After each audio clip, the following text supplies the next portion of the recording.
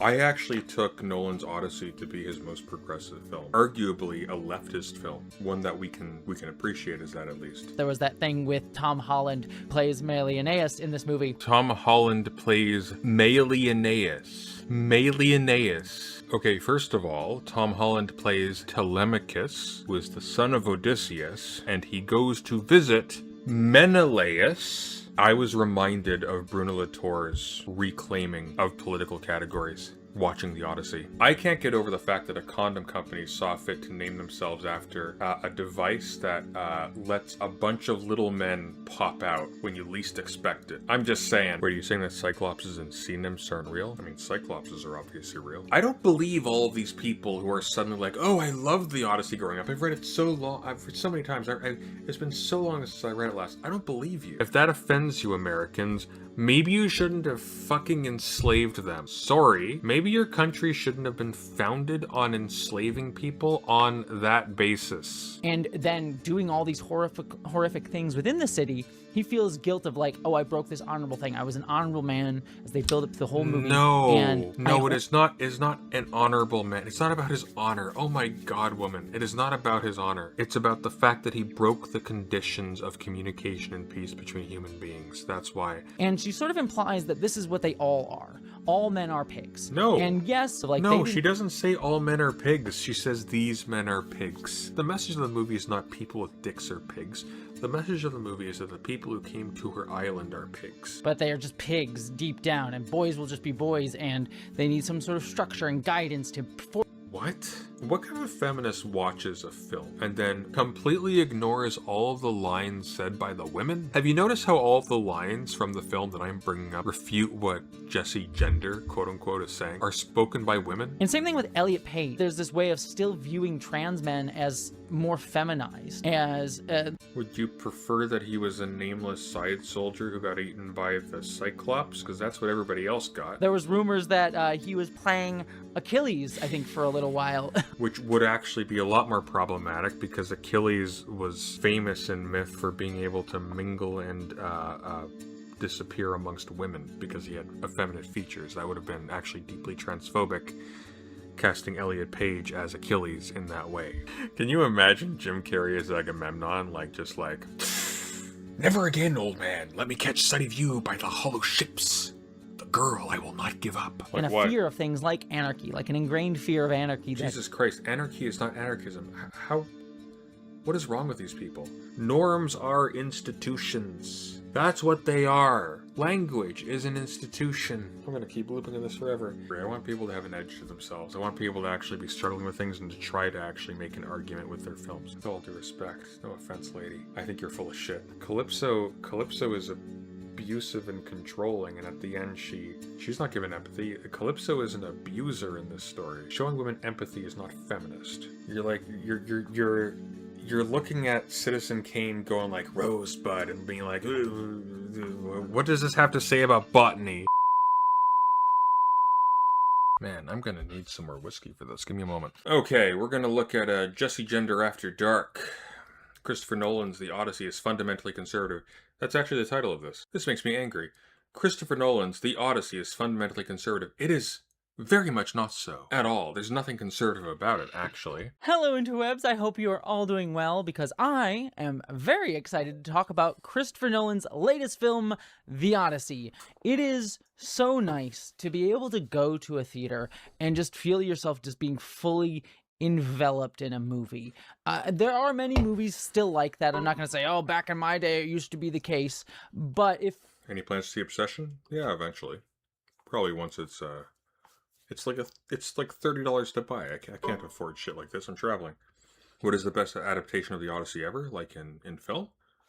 Honestly, this one. This is the best one. It's great.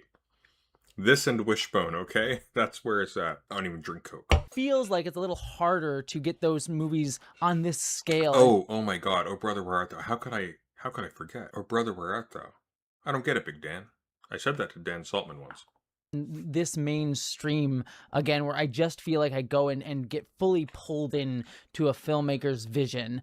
So many of the big budget movies that we get nowadays are like, Marvel, made by committee movies. You feel the executive behind the movie rather than the people making the movie themselves.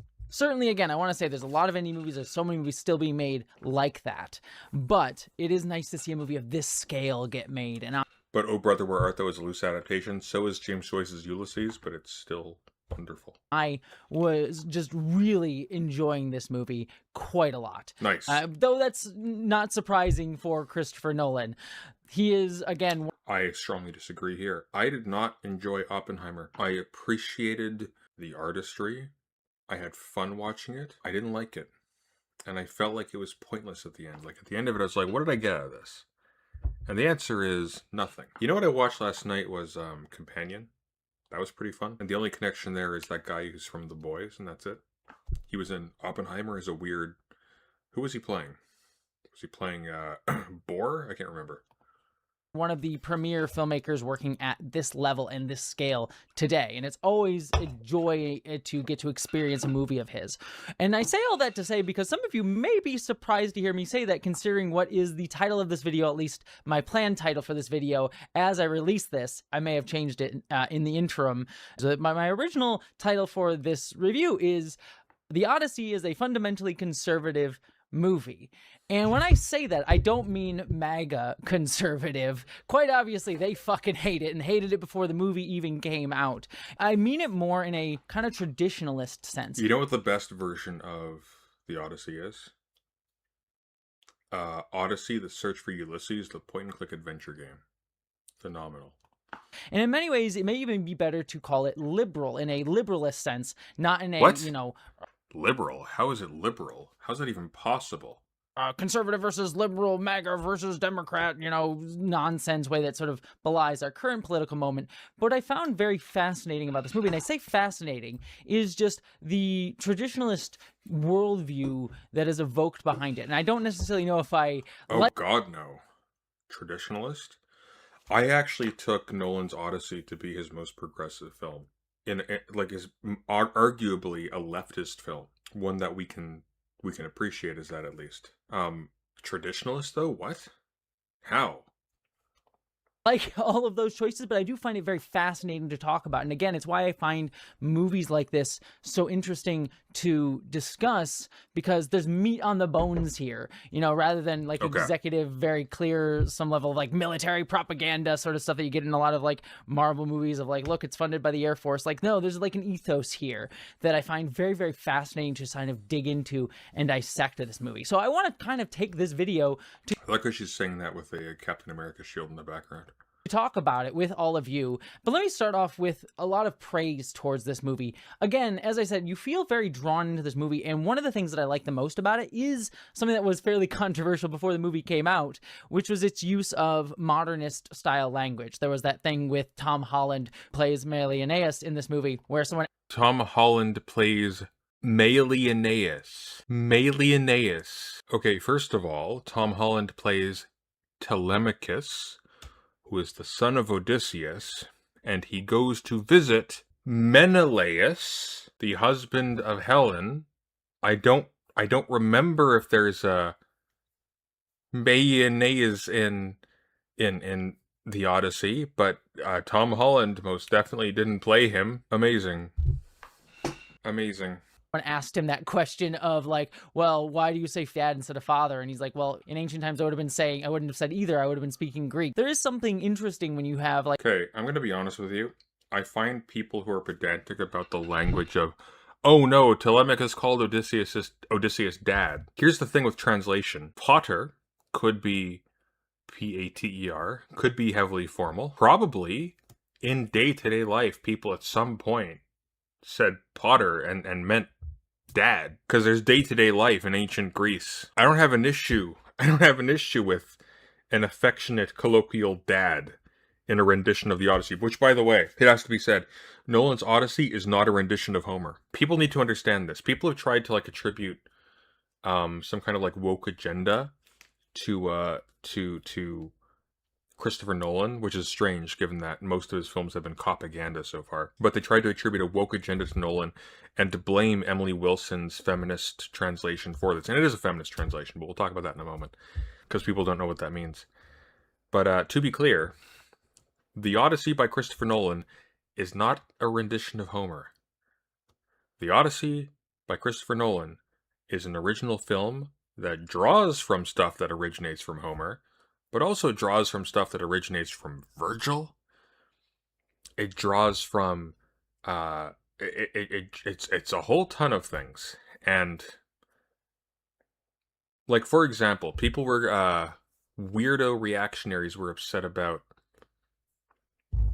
Elliot Page potentially playing Achilles.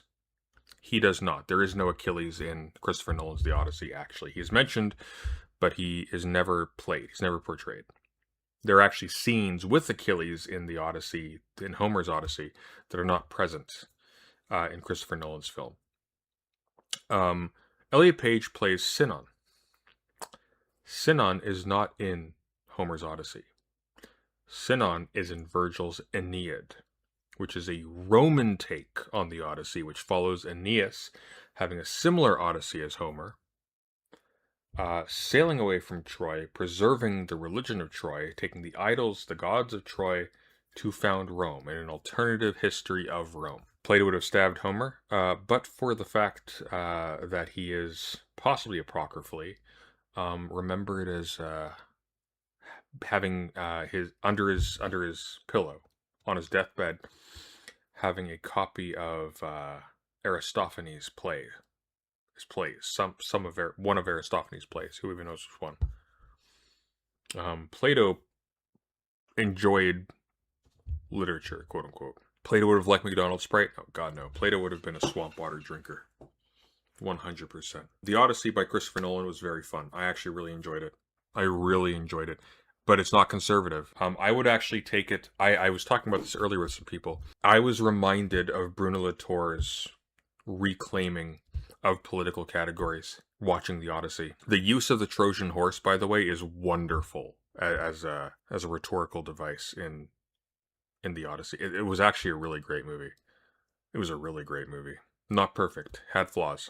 In particular, Agamemnon, when they opened the gates of Troy, literally looked like Batman. I'm sorry, there's no justifying that army. He looked like Batman. All I was thinking when they opened the gates of Troy in that flashback, and you see Agamemnon standing there in the doorway with the Argive warriors behind him, just like, Batman, thank God you've come. I'm reading Plato's Republic, so a lot of Homer hate going on. Take that with a grain of salt. You gotta remember, Plato is not... Plato changes over time. You will notice if you compare, for example, like, just if you will, compare the sexism and the homophobia in the Laws to the Republic. The Laws is later. Do you think the film is just a big ad to sell condoms?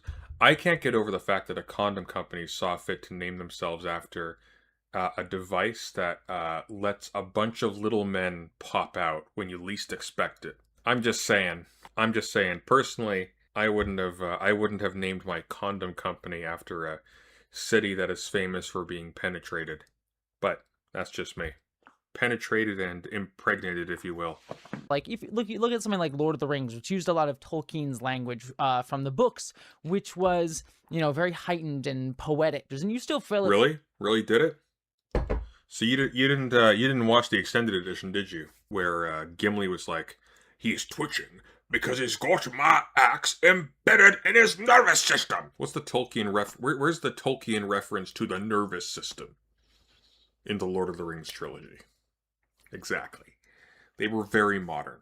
However, stupid people didn't realize it was modern, because a lot of what sounds like archaic English is actually just stilted modern English. Very invested in the characters in those movies, even though they were using this heightened language. Yet, here, though, I think what really works about it is The Lord of the Rings films, also great. By the way, terrible representation of the novels. Great films. Take them as separate things. They are separate things. If you enjoy the Lord of the Rings books, great. I enjoy the Lord of the Rings books. They are a vibe. They are also heavily sexist, and once you're sort of, when you pay attention to certain kinds of things, you're disappointed. Not disappointed on a moral level, disappointed at the depth that could have been there, right? Feel very drawn into these people as just kind of people. Here's what will disenchant you with the notion of being taken back in time by a piece of film. You can't. What appears archaic to you is actually just a modern's idea of what sounds archaic based upon a deeply flawed understanding of what old understandings of the world were. And so when you attempt to transport yourself back in time through film or novels or whatever, you are actually more trapped in the modern condition than if you allowed to self-reflectively have an imperfect experience of the material. This is why I really appreciate Emily Wilson's translation. Emily Wilson translated the Odyssey with an aim to making sure that the reader was cognizant of the artifice of the translation. What I mean is, Emily Wilson used iambic pentameter as the meter. Why? Because that's Shakespeare. There's a fluff on my desk. That's Shakespeare. She wanted the reader not to quote-unquote experience Homer directly, because that's impossible. She wanted the reader to read her translation with the knowledge that even though you are able to read this as poetry, in a sense like an ancient Greek would hear this or read this as poetry, this is a construction. This is a construction. This is something that someone has fabricated as a representation. And what I love about this translation is that it effectively does... It is, in terms of Greek translation, what Richard Nixon was for Frank Herbert, or Ronald Reagan, right? Where it's like Ronald Reagan, like the idea that Frank Herbert approved of these Republican figures, but he didn't approve of them because he liked them. He approved of them because he liked the idea of American politicians sort of laying bare the fact that their democracy is a farce. Wait, are you saying that Cyclopses and sea nymphs aren't real? I mean, Cyclopses are obviously real. The Cyclops scene was very good, by the way. People that feel very relatable, even though we're dealing with Odysseus and kings and these big wars that are going on. I feel these are real people to watch. And Matt Damon, I think, is just an amazing actor for that. Matt Damon honestly was a really good Odysseus, but Sean Bean was also a great Odysseus, and he was so underused in the was it 2005 in the Brad Pitt, Brian Cox, Troy film. But I guess he's a bit old now. A few others like John Bernthal, I think, is very similar in this regard, perhaps even more so for John Bernthal and how naturalistic he makes everything feel. One of my friends, Steve Shives, who reviewed this movie as well, said he feels like John Bernthal makes it feels like there's no script there. Armando Santi is the best Odysseus. Has anybody seen that movie Return, which I think is a Ralph Fiennes rendition of Odysseus? I want to reread the Odyssey now. I haven't read it in a little while. I want to reread it. I've been reading the editorial notes for the Mendelssohn translation. The last one I read was the Wilson translation years ago, which was smooth, buttery smooth. The first translation I read was Fagles. The second one was Lattimore. The third one, I'm a weirdo. I read this shit a lot. The third one was Lombardo, and I loved it. I loved it. And I initially read it with the intent to hate it.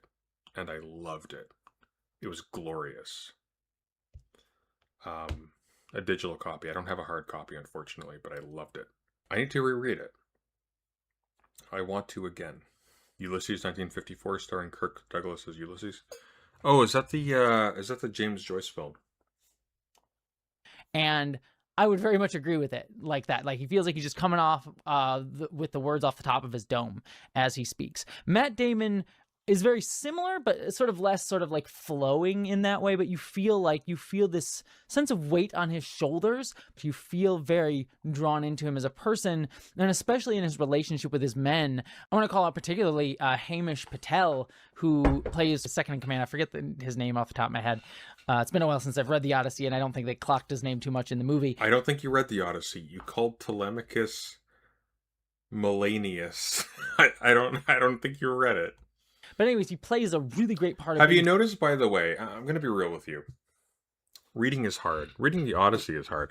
If you're not in the correct mood and you're not motivated correctly, the Odyssey is boring. The Odyssey is boring. The Odyssey isn't as exciting as a modern fantasy or sci-fi novel.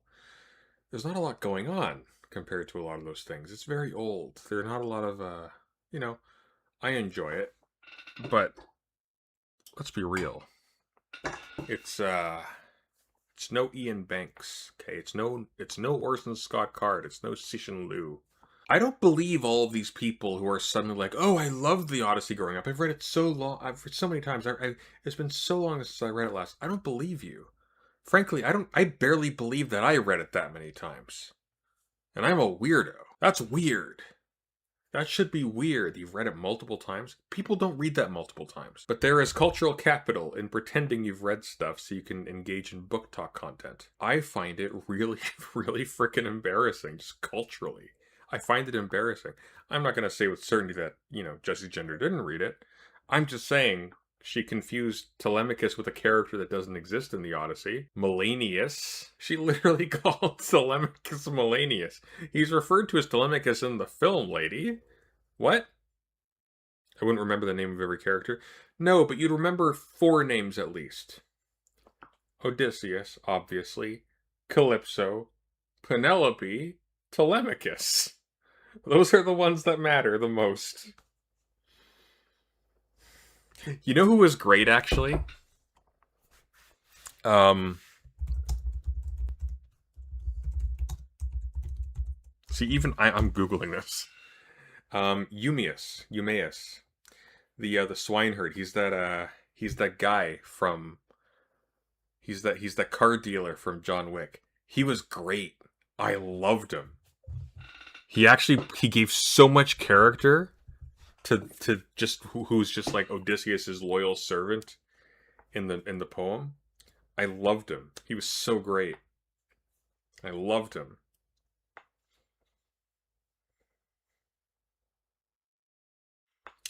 The execution of the slave women didn't happen at the end of the film.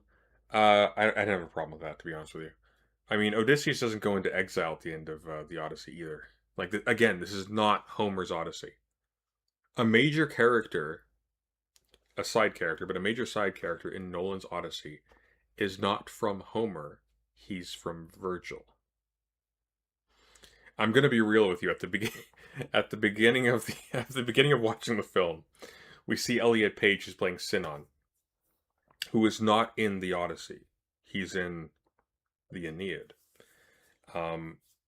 Gets speared against the Trojan horse at the beginning of the film. I was like, oh wow, they just killed off the one trans dude immediately at the beginning of the story. Oh no.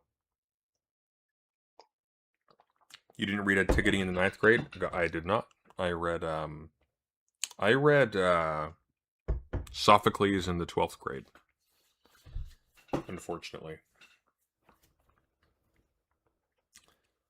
And I didn't read Antigone in the 12th grade either. I read Oedipus the King. I read what's the second one? Shoot. Oedipus at Colonus. And then Antigone's the last one. So I read Oedipus the King and Oedipus at Colonus. I did not read Antigone until much later.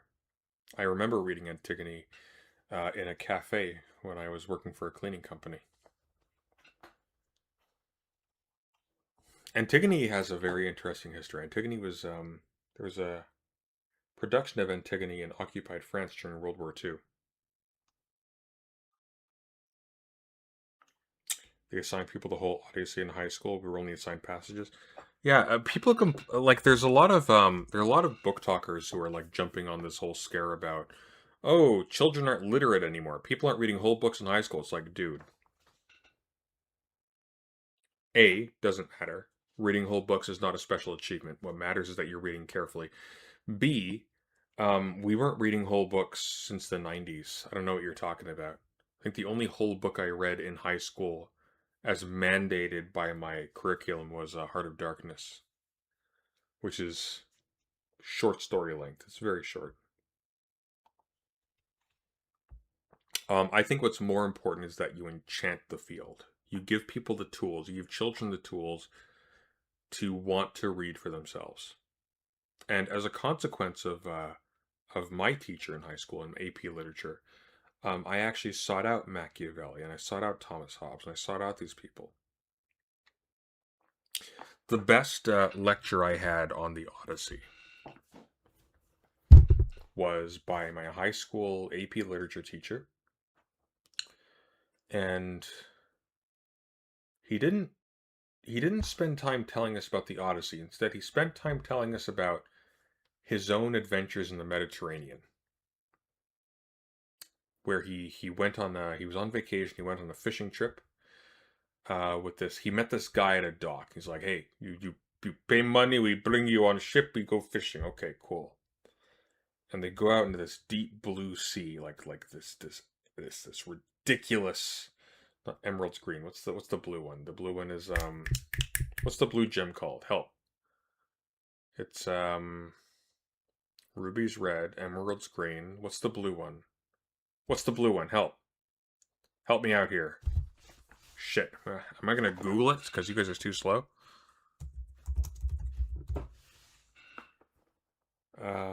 Sapphire. That's it, sapphire. Not turquoise. Turquoise is like greenish. Sapphire. Sapphire ocean, right? And they're going fishing. Nothing happens for a little while. And then all of a sudden his rod bends like a 90-degree angle. And this guy, who I presume is a Russian accent, he's like, "Wait, you have shark. You caught shark." And that experience, that what have you, is what motivated me to actually pick up a copy of the Odyssey and actually go through it. That sense of scale, blindness, danger, etc. That's what's important. What's important is not that you accurately portray the Odyssey to people or portray ancient literature to people. That's impossible. What's important is that you connect a nerve to that then connects to the world. You get people interested in reading it and then trying to imagine ways in which, despite the inadequacy of the writing, there is a raw, real experience there. And you try to empathize with that experience. And it doesn't matter if you succeed. The muscles you develop trying are what's invaluable. And I think Nolan's Odyssey achieved that. I think it's a genuine achievement. I think it is wonderful. I think it's his best film. I think the Odyssey is Nolan's only, to be honest with you, I think it's his only truly good film. And it's not conservative. It's the opposite. It's the opposite. If there is a message of the Odyssey, it's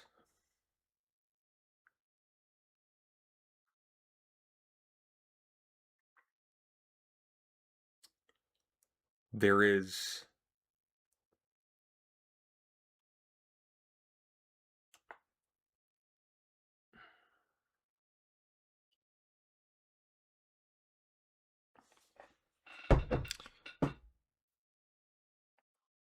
incredible value and importance in keeping the possibility of reconciliation and communication open. And Odysseus' guilt in Nolan's Odyssey is not about the brutality or the violence, because on his way back from Troy, he pillages other places. We see this.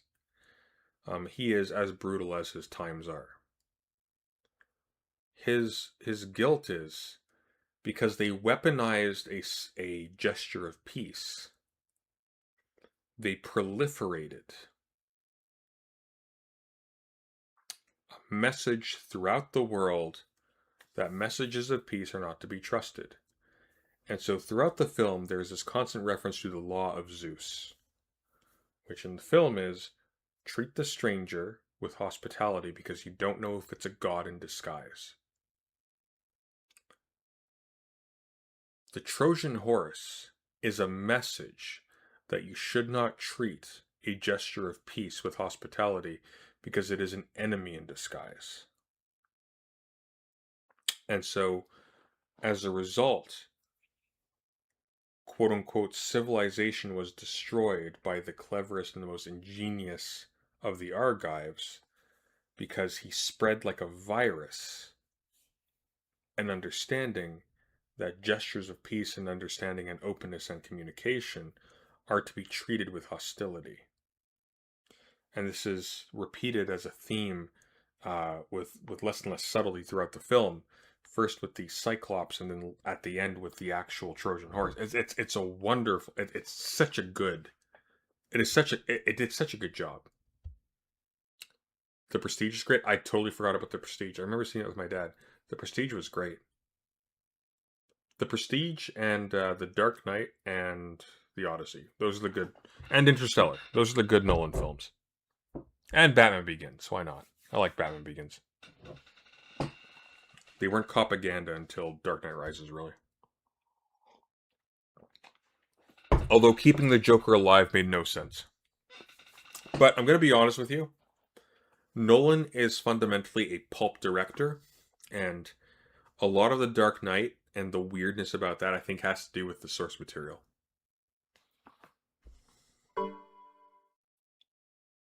At Gengaros330 super chatted $5. When Odysseus said, everyone knows Zeus' law, did mean everyone literally knew it or everyone knew it in the spirit without knowing the law by name? I think the latter. I think it's everyone knew it by spirit. I think one of the things that Nolan's Odyssey really highlights is the fact that the Trojans accepted the horse. There is an innocence there, or rather an openness there, that makes for possibilities, productive possibilities. Because we moderns would never have taken a Trojan horse into our walls. We have been like that. Well, that's freaking weird. Hey, light that thing on fire. Glad those weirdo Argives are gone. Glad those weirdo Achaeans are gone.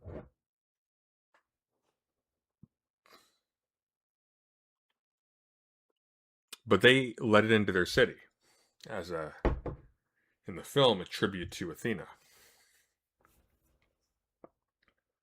Can't remember the details of the Aeneid. It's been a while. I read the Fitzgerald Aeneid. I've only read it once. It was fun, though. I enjoyed the Aeneid.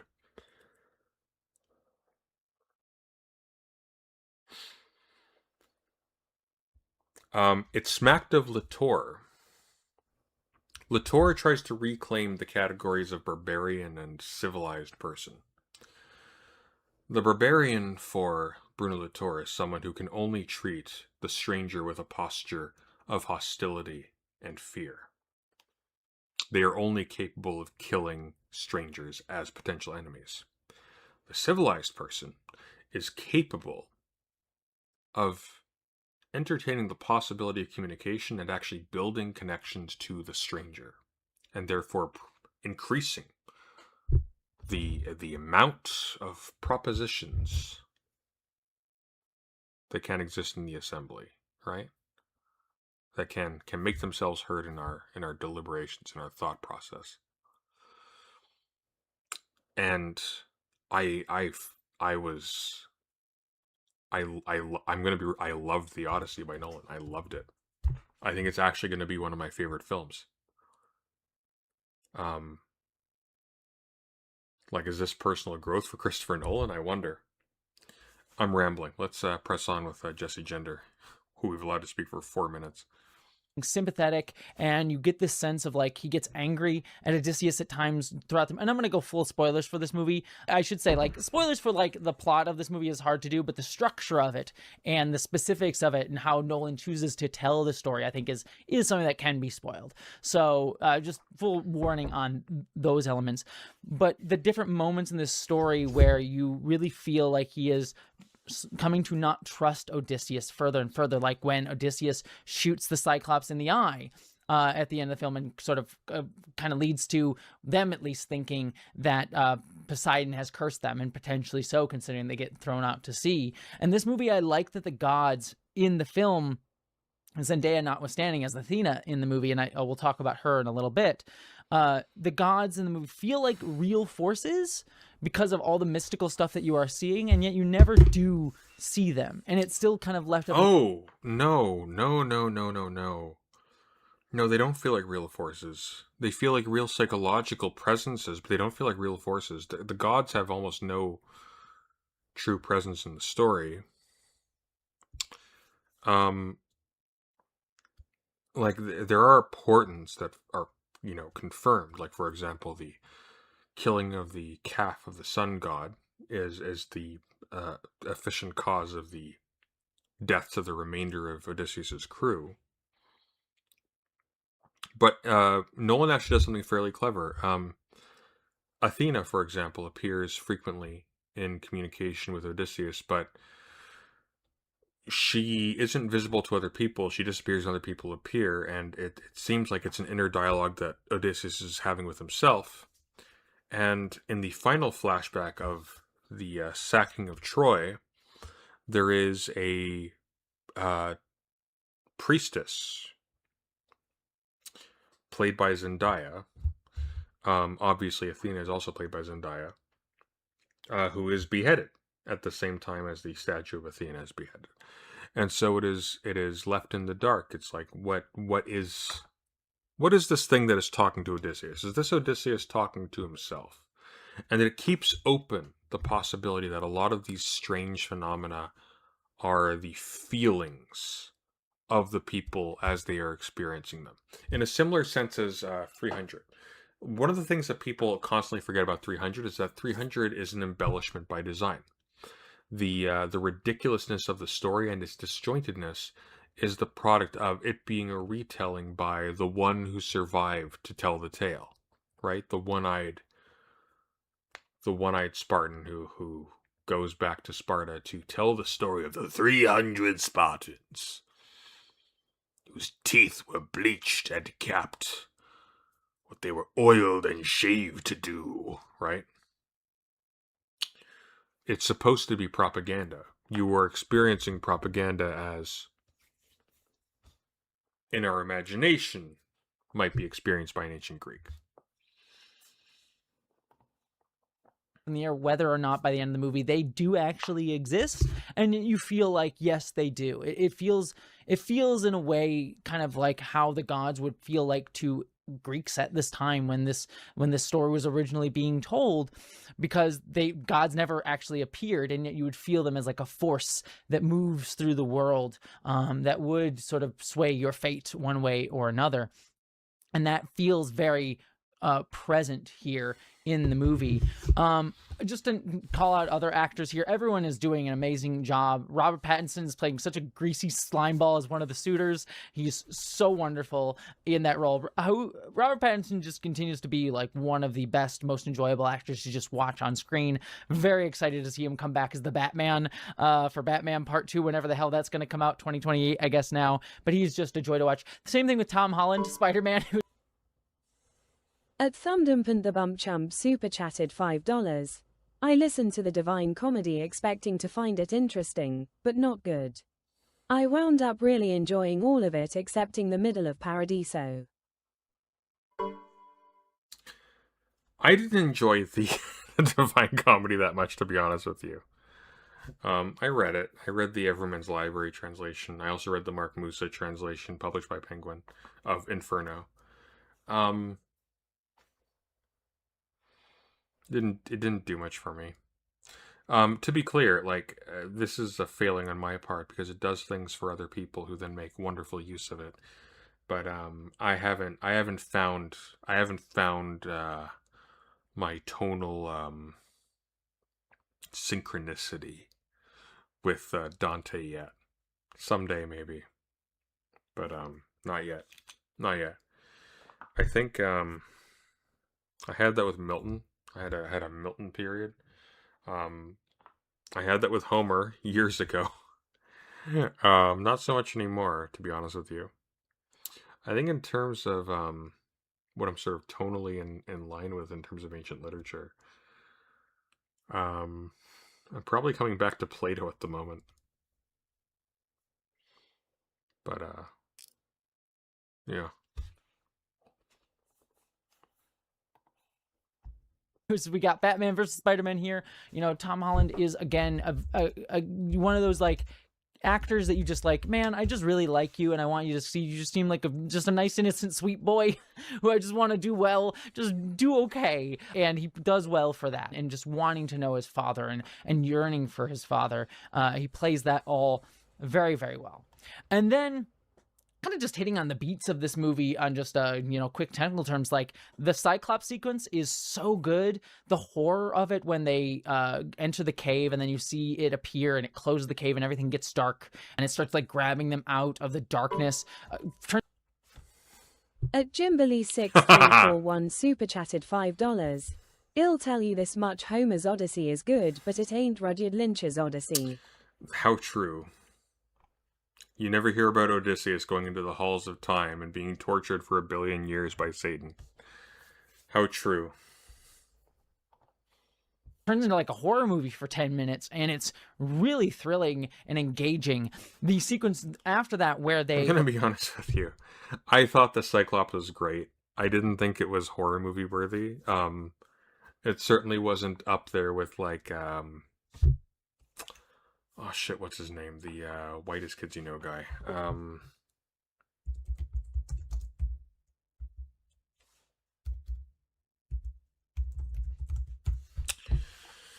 Zach Kreger.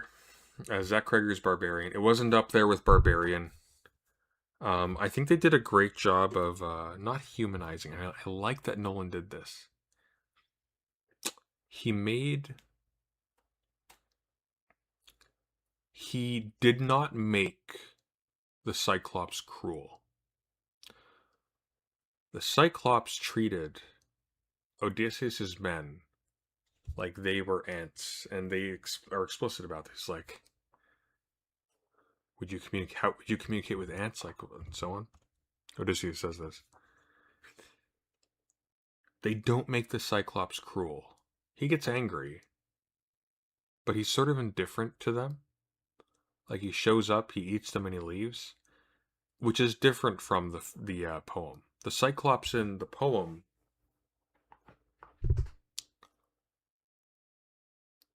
wants to kill and eat the men. But in the film, he falls asleep in front of them. He's just indifferent. They're a snack. They're just, oh, how about that? Little pepperoni sticks in my cave.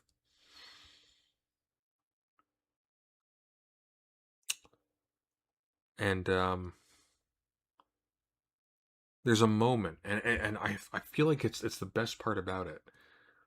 There's a moment where they drive the burning stake into the Cyclops' eye. And they hear him weeping afterwards and crying out to, I guess, Poseidon, but who knows if that's accurate. And they're like, should we he can speak. Why didn't he speak to us before? It's like, why would you speak to ants? It's like, should we try reasoning with it? And Odysseus is like, I think we're a bit past that. Because you blinded him. Of course you are. And that's really what Nolan's Odyssey is about. It's about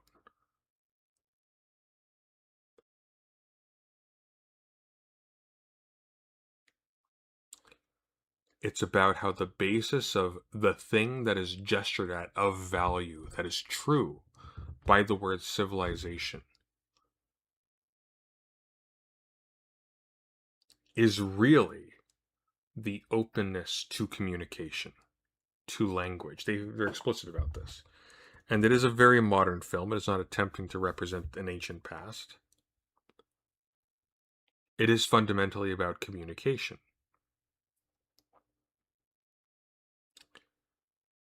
And it's not conservative. It's the opposite, because the openness to communing with new things is a leftist value, which takes guts and a willingness to be uncomfortable and a willingness to suspend your animal and, here's the crucial part, justified, strategically, materially justified posture of defensiveness against the new, the willingness to suspend that for the sake of allowing something newer and better to come forth as a result. Read Raid, welcome, readers. You're in the right place. She hasn't defined what she meant by conservative. That's true, but we also have only let her speak for like 6 minutes, so let's be fair here. So far, she's being all right, except she got basic names wrong. But you know, whatever. Arrive at the man-eating giants was also very cool. Like the way that the trees They weren't man-eating. are shot is moving was very trippy and weird, and yet logically felt very grounded. And that's one of the things that I really do love. And it speaks to. I'm going to be honest with you. The giants could have been cut. I don't think the giants actually added to the story. I think the giants could have been cut. The giants were bloat. I'm going to be real with you.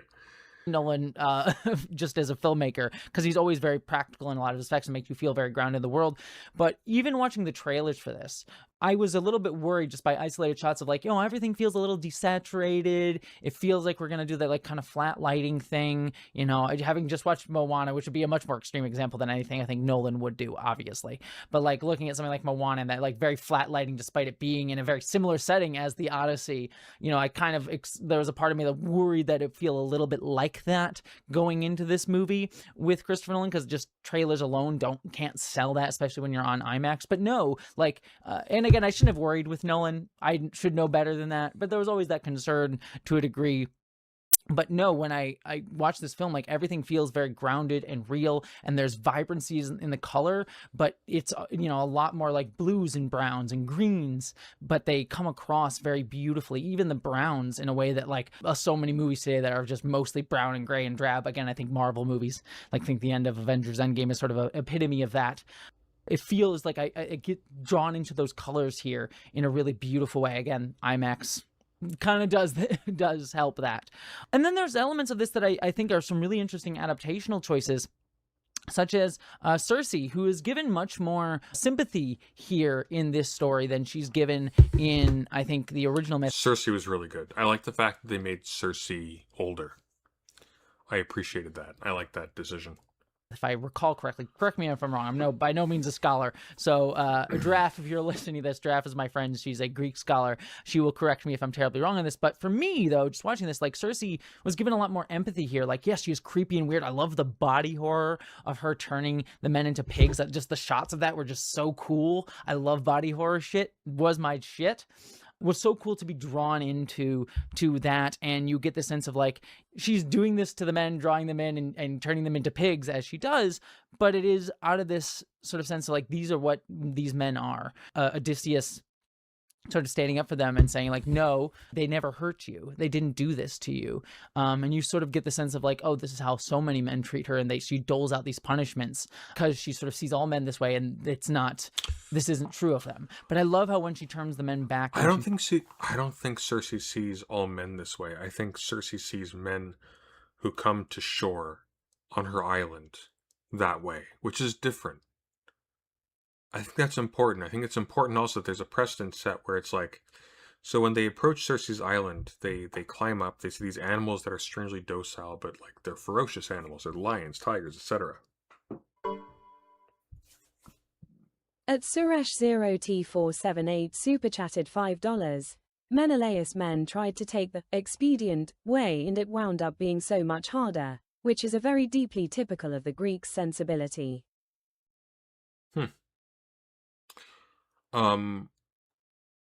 Interesting. But like,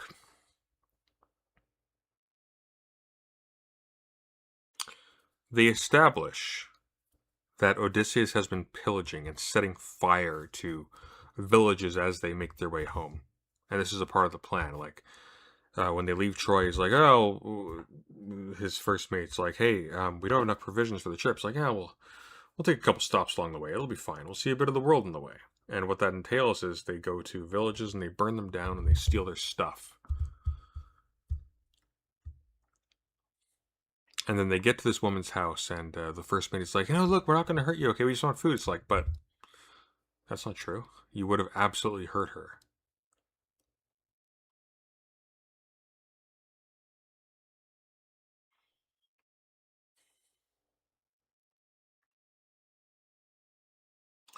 They set fires to villages that were abandoned because nobody wanted to meet them. Why would you set fire to a village that's abandoned? What's the point?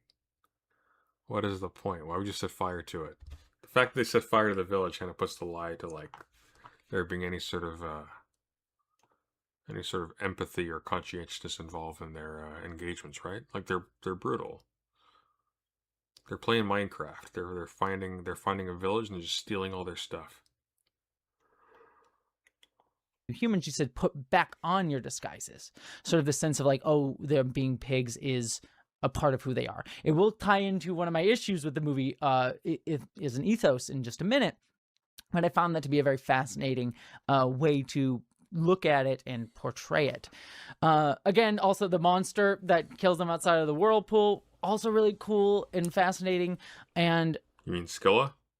Again, all of it was... Charybdis is also a monster, by the way. It's not just a whirlpool. There's a maw underneath that opens up that creates the whirlpool. Just really just draws you in. The sense of just the way Nolan has mastered drawing you into a world, the editing, not overly explaining things, but everything is understood all the same. His non-linear storytelling that has many layers in this movie. We go from, the kind of present day to telling his story back in time. Or no, we start with like Troy and the sort of like the Trojan horse story, then go back to the present day where the suitors are sort of trying to get Odysseus's wife, and then we flash back to Odysseus' start of his journey, but then also to him with Calypso and the lotus flower. So like so many structural ways that Nolan brings you through this story in a way that makes perfect sense. Despite if you read it on a page, you'd be like, why are you telling it in such a out of order way? It feels like it'd be nonsensical, but you really emotionally feel the thread that he is pulling through. Like Tom Holland's desire to get to meet his father, then you finally meet him, and then you get, again, it just sort of and then you get to meet his father and his father's guilt towards his men, which then takes you back to Troy, and then you sort of see this sort of emotional tether that guides you through in a really thoughtful way. Again, Nolan, master of the craft. Can on all of the technical levels, both including writing and characterization and knowing how to work as actors, he is one of the best filmmakers for it. Is Charybdis in it? Yeah, the entire Charybdis and Scylla sequence is in it. Scylla was very creative. They depicted Scylla, spoiler by the way, they depicted Scylla as essentially a kind of barnacle, like a giant-ass barnacle that launches forth from a shell far off in a mountain. It's really freaky, actually. It's really good. I quite enjoyed it. Now, finally, to get to the thing that I know you probably all clicked on this video for, though. Very Peter Jackson's King Kong coded. Is I do find it very fascinating. And this, again, I say fascinating not as a condemnation, but I find it fascinating that MAGA, sort of MAGA right-wing griftosphere, as I like to call them, hated this movie for simply the fact that, like, a black woman and a trans man were in it, and then other superficial reasons as well. But why is that funny? That's the only reason why they would hate it. These are artless, close-minded, stupid troglodytes. They don't have the capacity to appreciate anything even remotely not constantly affirming of their own insecurities. These are pathetic, deeply pathetic people. These are the same people who would cry, why is Shinji such a pussy that I won't get in the robot? Meanwhile, they are the kind of people who would beat up their father and molest the women in Nerve while the angels come down and destroy everything so that they can feel big for a short while. That's all. Like these are disgusting, artless morons without poetry or depth or significance or purpose. Like, of course they're going to be upset about there being a black woman there. It's the only part that's even legible to them. It's like, what? Not everybody's white? It's like, yeah, obviously historically the people there would not have been black. Obviously. Who fucking cares? That's the least intellectually interesting part of the story. What kind of drooling orangutan is like, oh my god, there's a black woman played Helena Troy? It's a great replacement. Like, fuck off. Losers. Losers. Genuine losers. Those are sort of their primary issues, right? Because for me, this movie does carry a very traditionalist worldview outside of the Was that a dig at Rebuild? No, I don't acknowledge the existence of Rebuild. more, I don't want to say token, because it wasn't tokenist casting, but Jesus Christ. No, it wasn't tokenist casting. more liberalist casting, maybe the better way to put it. And What? I'll talk about that more in a second too, How? what I mean by that. Because You mean there were black characters and you don't trust the motives for Christopher Nolan casting black characters. It's obvious why there were black characters. There were black characters because it reflects, in a reactive fashion, the politics of American society, in which there is an exclusion of black people in casting, and you want to signal in the opposite direction. That's not tokenist, though. That's a decision at the pre-level of casting for how you're going to fill the cast roster. That is not tokenizing. They're not token black characters. There is a racial diversity among the cast that happens to be corresponding to the type of racial diversity that's particularly sensitive to American audience. To which my only response is, I'm so sorry.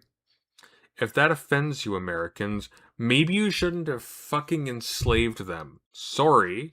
Maybe your country shouldn't have been founded on enslaving people on that basis. Because, yeah, that's going to look pretty weird to future generations as they watch this film. Nearby future generations, but like 100 years from now, it's going to look really freaking weird. But that seems like a you problem. Don't worry. Parents will explain to their children, hey, why were there only black and white people in this? Why weren't there like people sort of in the middle, with the exception of Zendaya for some reason?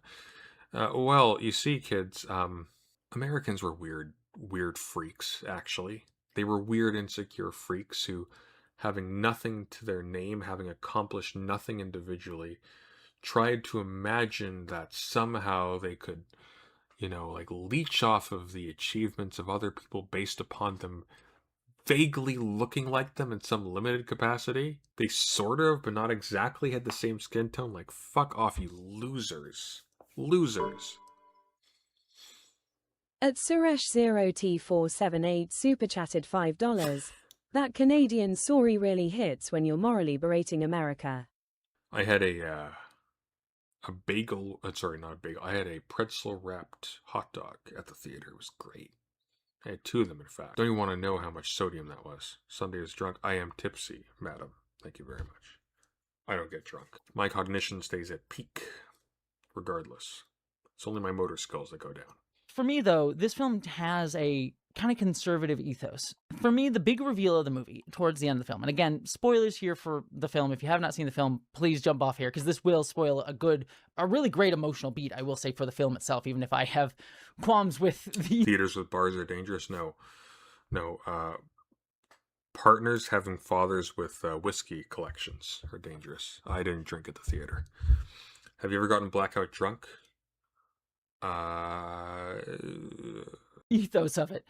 But we ultimately learn that the guilt that Odysseus is carrying upon him is the fact that he broke Zeus's law, as we hear throughout the entire film, which is this law that you sort of treat, you treat people with honor when you invite them into your house. And when you would, like, if you invite people into your house, you give people gifts, you should honor that in return as a guest of them. And so he sort of ties that to the fact that by giving the Trojan horse to the Trojans, and sacking their city, and then doing all these horrific things within the city, he feels guilt of like, oh, I broke this honorable thing. I was an honorable man, as they build up the whole movie. No, it is not. It is not an honorable man. It's not about his honor. Oh my God, woman! It is not about his honor. It's about the fact that he broke the conditions of communication and peace between human beings. That's why throughout the film there is this and I was nervous about this early on because they kept talking about like, oh, they're men from the sea ravaging the shores and so on and so forth. They're men from the sea. People from the sea. Who are they? We don't know, but they're a threat. We need a king. We need a king in Ithaca because of these people from the sea. And at the end, he comes home finally and he's like, I turned an offering of peace into a weapon, and I made it so that that barbarity will spread throughout the entire world. We are the men from the sea. What I heard in that was a liberal's breaching of this barrier into the language of all that is solid melts into air. Transactions of violence became essentially the way human beings relate to each other from that point on. And that is not conservative. That is not conservative. The message of the story was, you should have tried reasoning with the Cyclops first, even though it bit your heads off and scared you to begin with. You should have tried to speak. That's what the story was, ultimately. Nolan's Odyssey, not Homer's Odyssey. That's what the Odyssey was, Nolan's. It was essentially Ender's Game, actually. Ender's Game. Now, Ender's Game has a bad rap because Orson Scott Card is also a stupid bigot who didn't live up to his own literature. But Ender's Game and Speaker for the Dead especially are great pieces of science fiction. Not because of the science parts. They're science fiction because of the technologies of communication and of the self that they endorse. Of an ethos of being willing to risk your bodily integrity for the sake of building new connections and allowing for new avenues for life to flourish. Don't bother with the sidequel series. Frankly, anything after Speaker for the Dead is kind of garbage. I rather enjoyed the prequel series by another author. At Suresh0T478 super chatted $5, and then Odysseus recited the Bhagavad Gita. I am become death, and so on. Odysseus, yes. How could Orson Scott Card just fumble that? Well, because it turns out that actually ideology isn't a real thing, and you are actually fundamentally determined in your attitudes and in your actions by your affective connections. Not by the ideas you entertain in your head, which you may be motivated to hold because of those affective connections in a particular place and time, but by those affective connections. And Orson Scott Card was deeply integrated with a Mormon community that despised gay people. And so he ended up being a culture war bullshitter. Even though he demonstrated through his writing that he had at the very least the intellectual tools to be something more than that.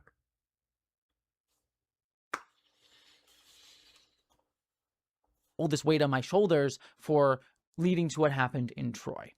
Now, that is a message I think is really fascinating, and I do really like that element of it. And I like how it gets revealed later on, too, of how, like, when he's talking to Athena, Zendaya, she sort of says, after he knows his men are now condemned to death, why do you put yourself above the gods? This isn't your fault. Like, they had their own fate.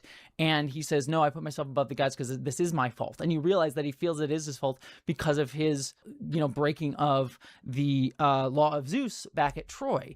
Again, it's a nice reveal, emotional build of this sense of guilt and weight upon him.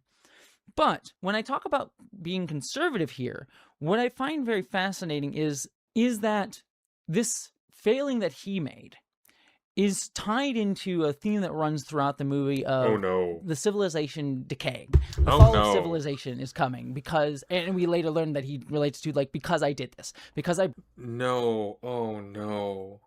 Oh, no, you completely misread this, you fool. Broke Zeus's law, then civilization is now crumbling because it sort of was so big a thing that it broke this within, like, man's good graces, within, the morality of man. And that's why he gets exiled at the end, but it's sort of going to cause... No, he doesn't. That's not why he gets exiled at the end.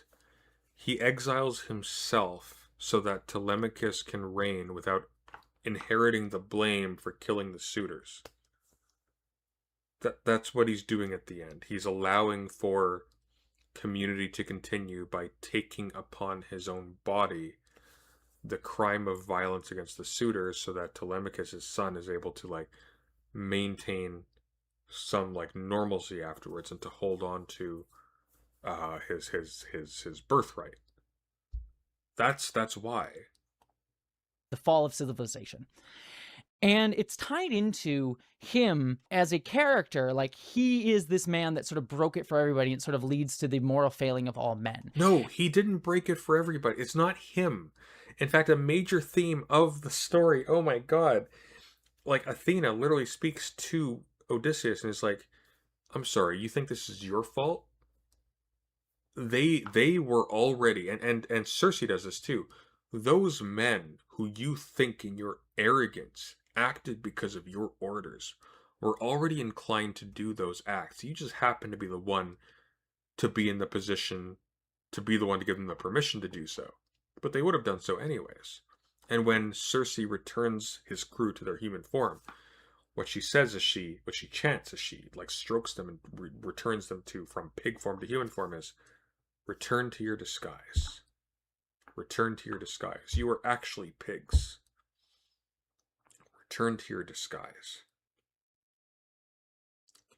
A key theme of the Odyssey is that individual men are not great and they do nothing by themselves.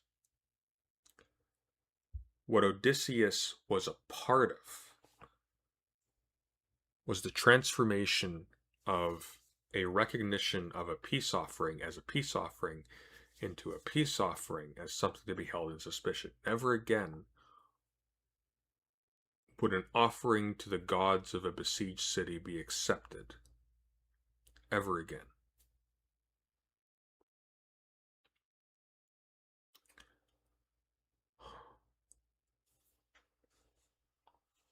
And if you look at, again, when I say conservative, I don't mean like lowercase c conservative. I mean this sort of idea of, if you go into looking at Joseph Campbell's heroic monomyth, what he sort of talks about with the monomyth, or even beyond him, Jordan Peterson kind of gets into this nonsense too in his weird crackbody way, but talking about how there are great men who sort of can turn civilization. They are the ones who sort of decide civilization, that there's this idea of this great unconscious that all people sort of give to, and great men rise from the great unconscious to sort of guide where we are going in society. And those great men sort of guide the moral turns of the world. So if you think about it in terms of like Star Wars is sort of the obvious version of this, but like Luke Skywalker, he gets put in front of the Emperor, and he can choose in front of the Emperor to become a fascist and join the Emperor, or to choose to save democracy, as Obi-Wan would say. Anakin gets that same choice too. They're both monomythical heroes, just one chooses a different option. Luke chooses to save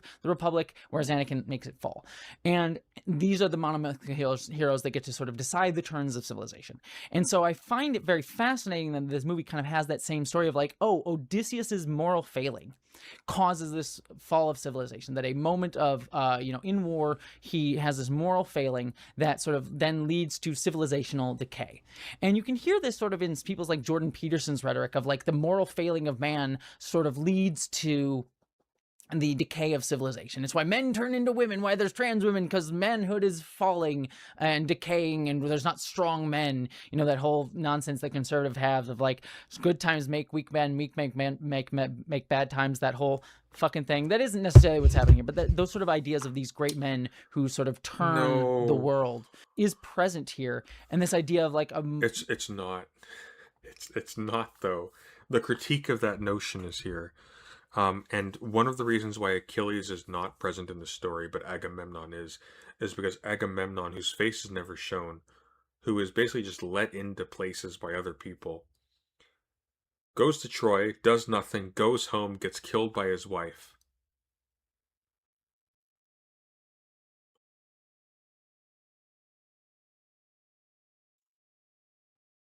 Just like... Well, I didn't have to go to the bathroom throughout the Odyssey. I watched the whole thing. I sat down throughout the entire movie, which is a rarity for me. Moral failing of traditionalist masculinity, honorable masculinity, leads to this, and leads to decay and civilizational decay, and then also like, I think it's implied at the end that it's more his men that are doing this, but this idea of like, people coming from outside who are destroying. No, it's not more his men. It is not more his men. It is Odysseus. Odysseus as, quote unquote, the most clever and civilized and intelligent of these people. What did he purpose his intelligence towards? Effectively a bomb. Just a human bomb. He snuck marauders into the gates of Troy, a city that had not actually offended him, because he was afraid of Agamemnon, causing a whole bunch of people to get killed, and to destroy the possibility of peace globally. Odysseus is the same as his men. His arc, if you will, is that he realizes that, like, no, actually, there was a need to be brave and to not fall back on the cowardly act of violence in self-defense. Eumaeus actually makes this comment. I hadn't thought about this. There's one of the, I think it's a suitor's servant. I don't think it's an actual suitor. One of the suitor's servants makes a loud noise when he's walking around, and Eumaeus keeps calling him a coward for making that loud noise. I actually thought the Odyssey was a tremendously leftist film in ethos, and not leftist in the sense of it extolled left-wing policies or left-wing politics, or it was woke because it had like women or trans people in the cast or black people in the cast. I think it was a leftist story as told by Nolan, because its principal message was, it is worth the risk to communicate. It is worth the risk to build understanding with things that are strange. It is worth the risk to reject fear.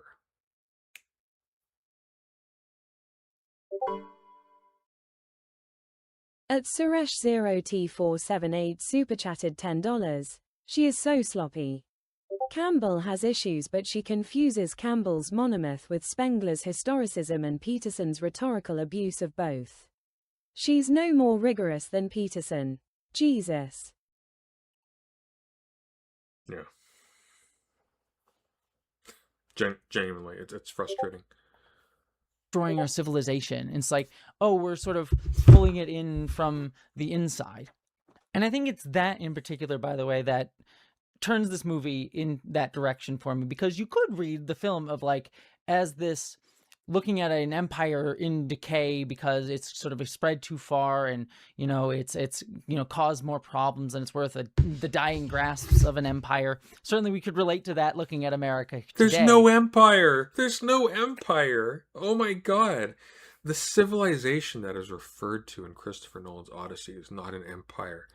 It's a friendly relationship between independent island communities. It's not an empire. There's no empire at this time. There's no empire at this time.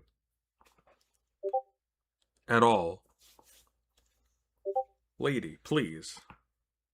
But I think what pushes it away from that reading in terms of the text of the film is this more reliance on it being specifically a moral failing of Odysseus. Now, again, you could read it in that way, and I think that would be an interesting read on the film, but the essentialist kind of nature of a few other things down the line tie that in as well. What? And it ties into me, What essentialist stuff? Essentialist nature of what?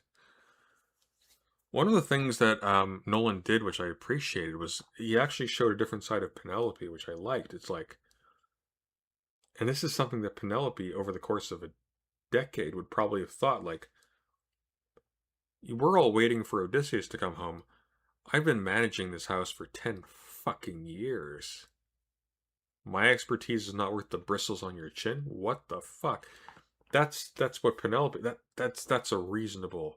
A human being with moderate intelligence would think that at some point. Like, what the hell? These assholes who are just, like, drinking and eating us dry. We need one of them to sit on the chair. They're destroying the storehouse that they ostensibly want to take over by marrying me. Right? From Penelope's point of view. These are idiots.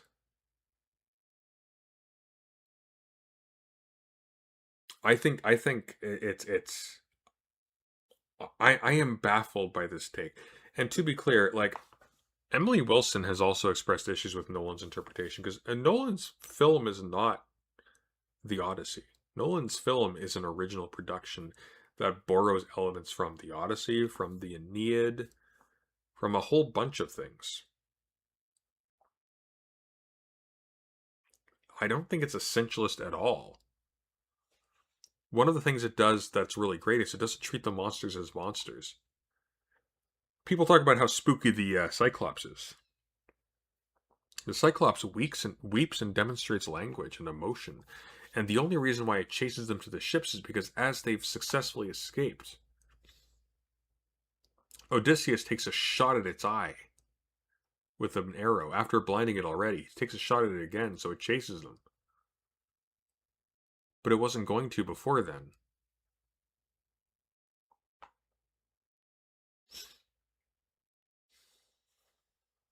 It's Nolan's Odyssey, I think, is like a genuine progress for the filmmaker. It's anti-essentialist. There is no monstrousness.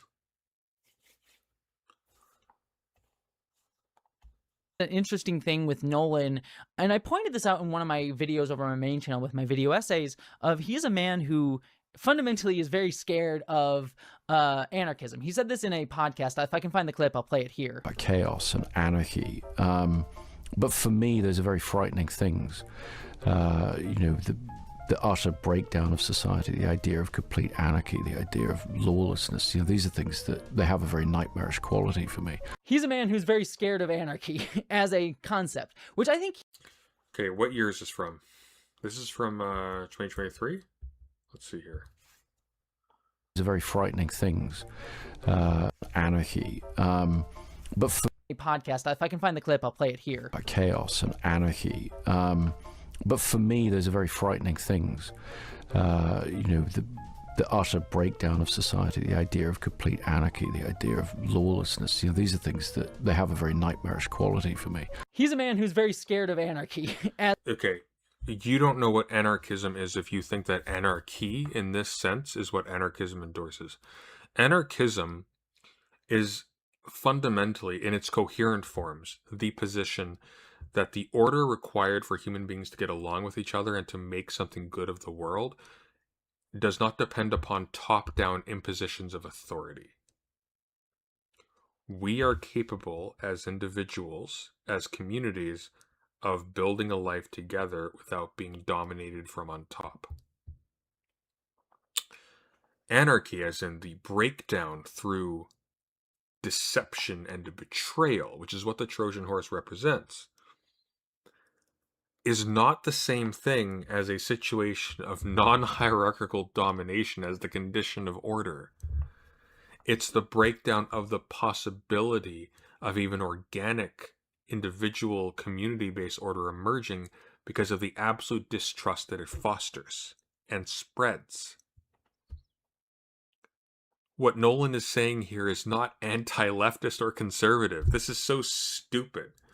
And to be clear, this, even if it is the case that once upon a time, he regarded, for example, Occupy Wall Street as an example of that thing he feared, because he was mistaken and he was wrong, but also because a lot of people in Occupy Wall Street were also reactionary, and they didn't realize it.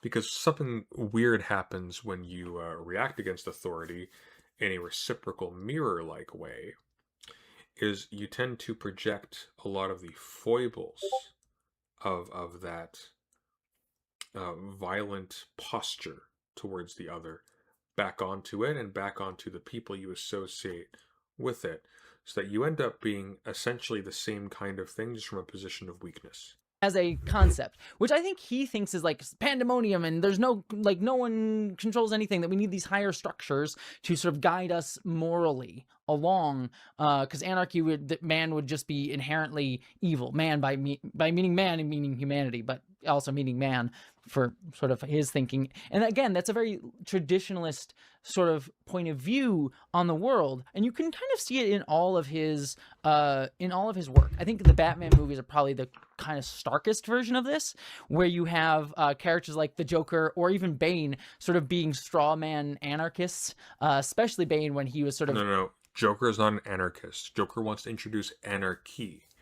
Anarchy is not anarchism. This is wrong.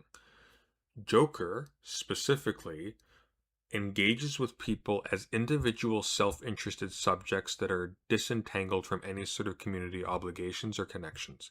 This is why he does the game with the fairies at the end of The Dark Knight. He's like, look, their self-interest will make them destroy each other, inevitably. In the Odyssey, in Nolan's Odyssey, Odysseus has recognized, in effect, that he has been the Joker, quote unquote, from The Dark Knight, not the stupid new incel Joker from the new film. Who cares about that? I still promise all these fuckers think literary criticism is explaining why I think it's bad. It's just like, come on. I honestly, like, I feel bad for these people because you're missing out on the world. There is so much depth here that is worth not being successful to be able to grasp. It's like, it's just depressing. Saying the rhetoric of Occupy Wall Street and sort of embodying this sort of Occupy Wall Street ideology, even though Bane was never really that in the comics. We take Gotham from the corrupt, the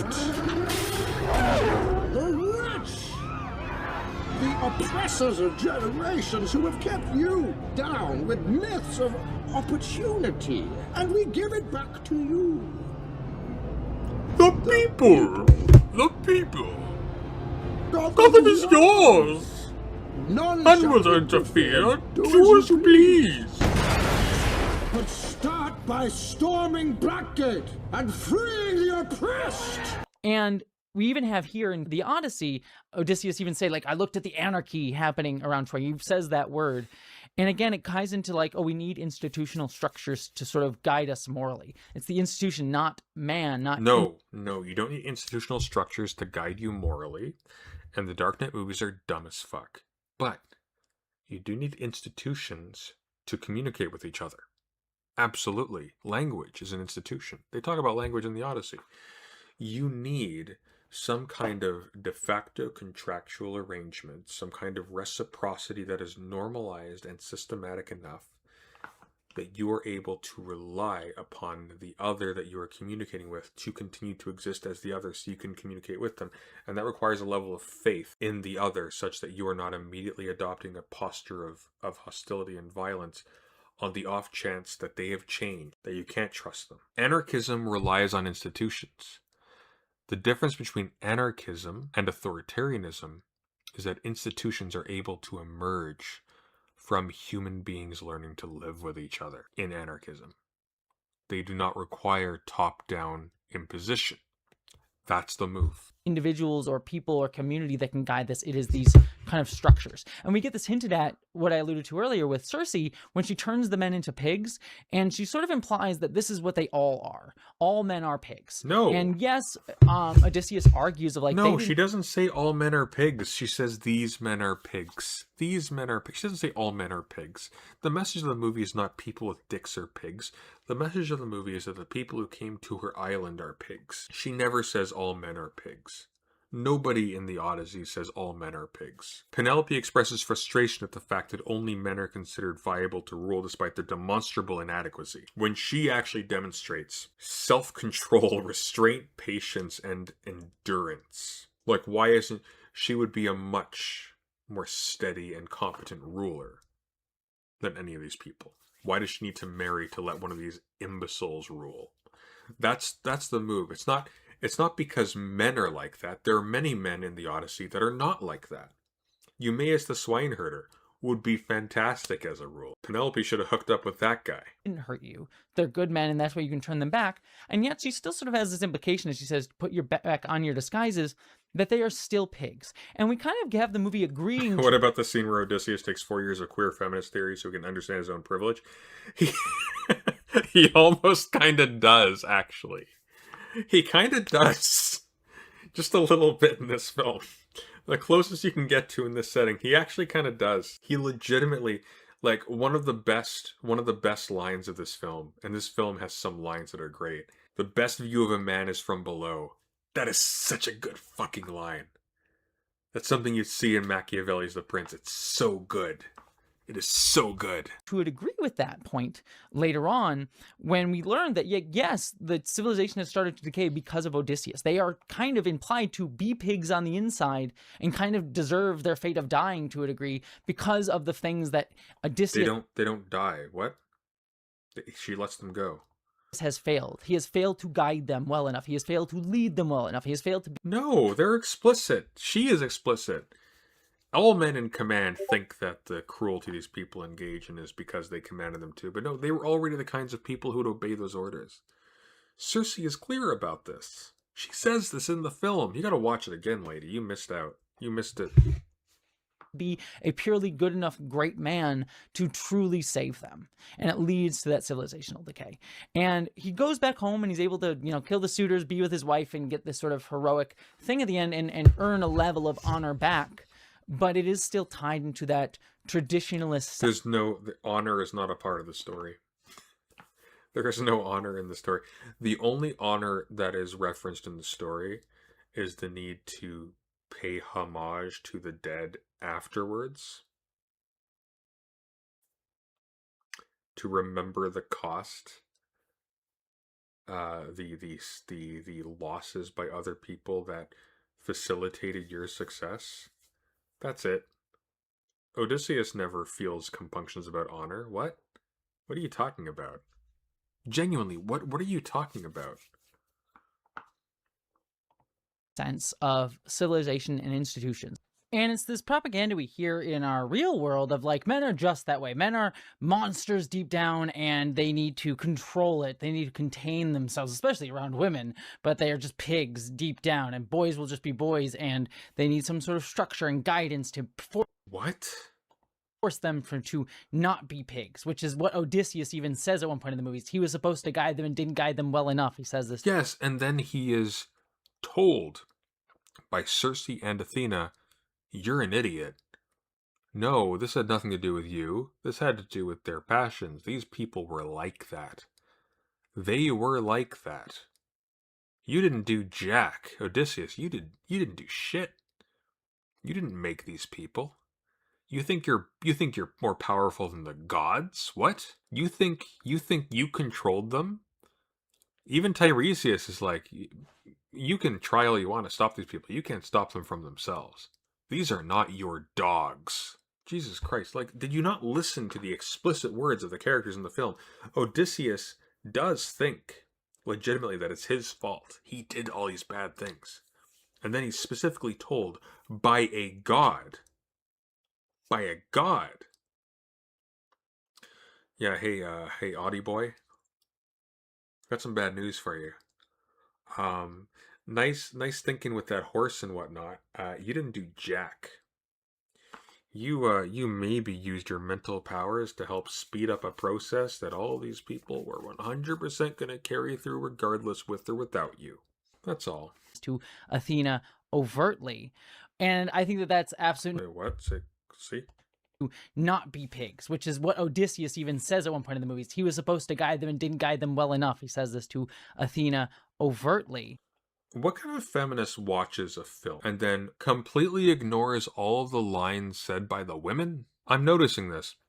Have you noticed how all of the lines from the film that I'm bringing up that refute what Jessie gender, quote unquote, is saying, are spoken by women? Cersei, Athena, Penelope? You watched the Odyssey and you ignored all of the women that have passed the Bechdel test? Very much so.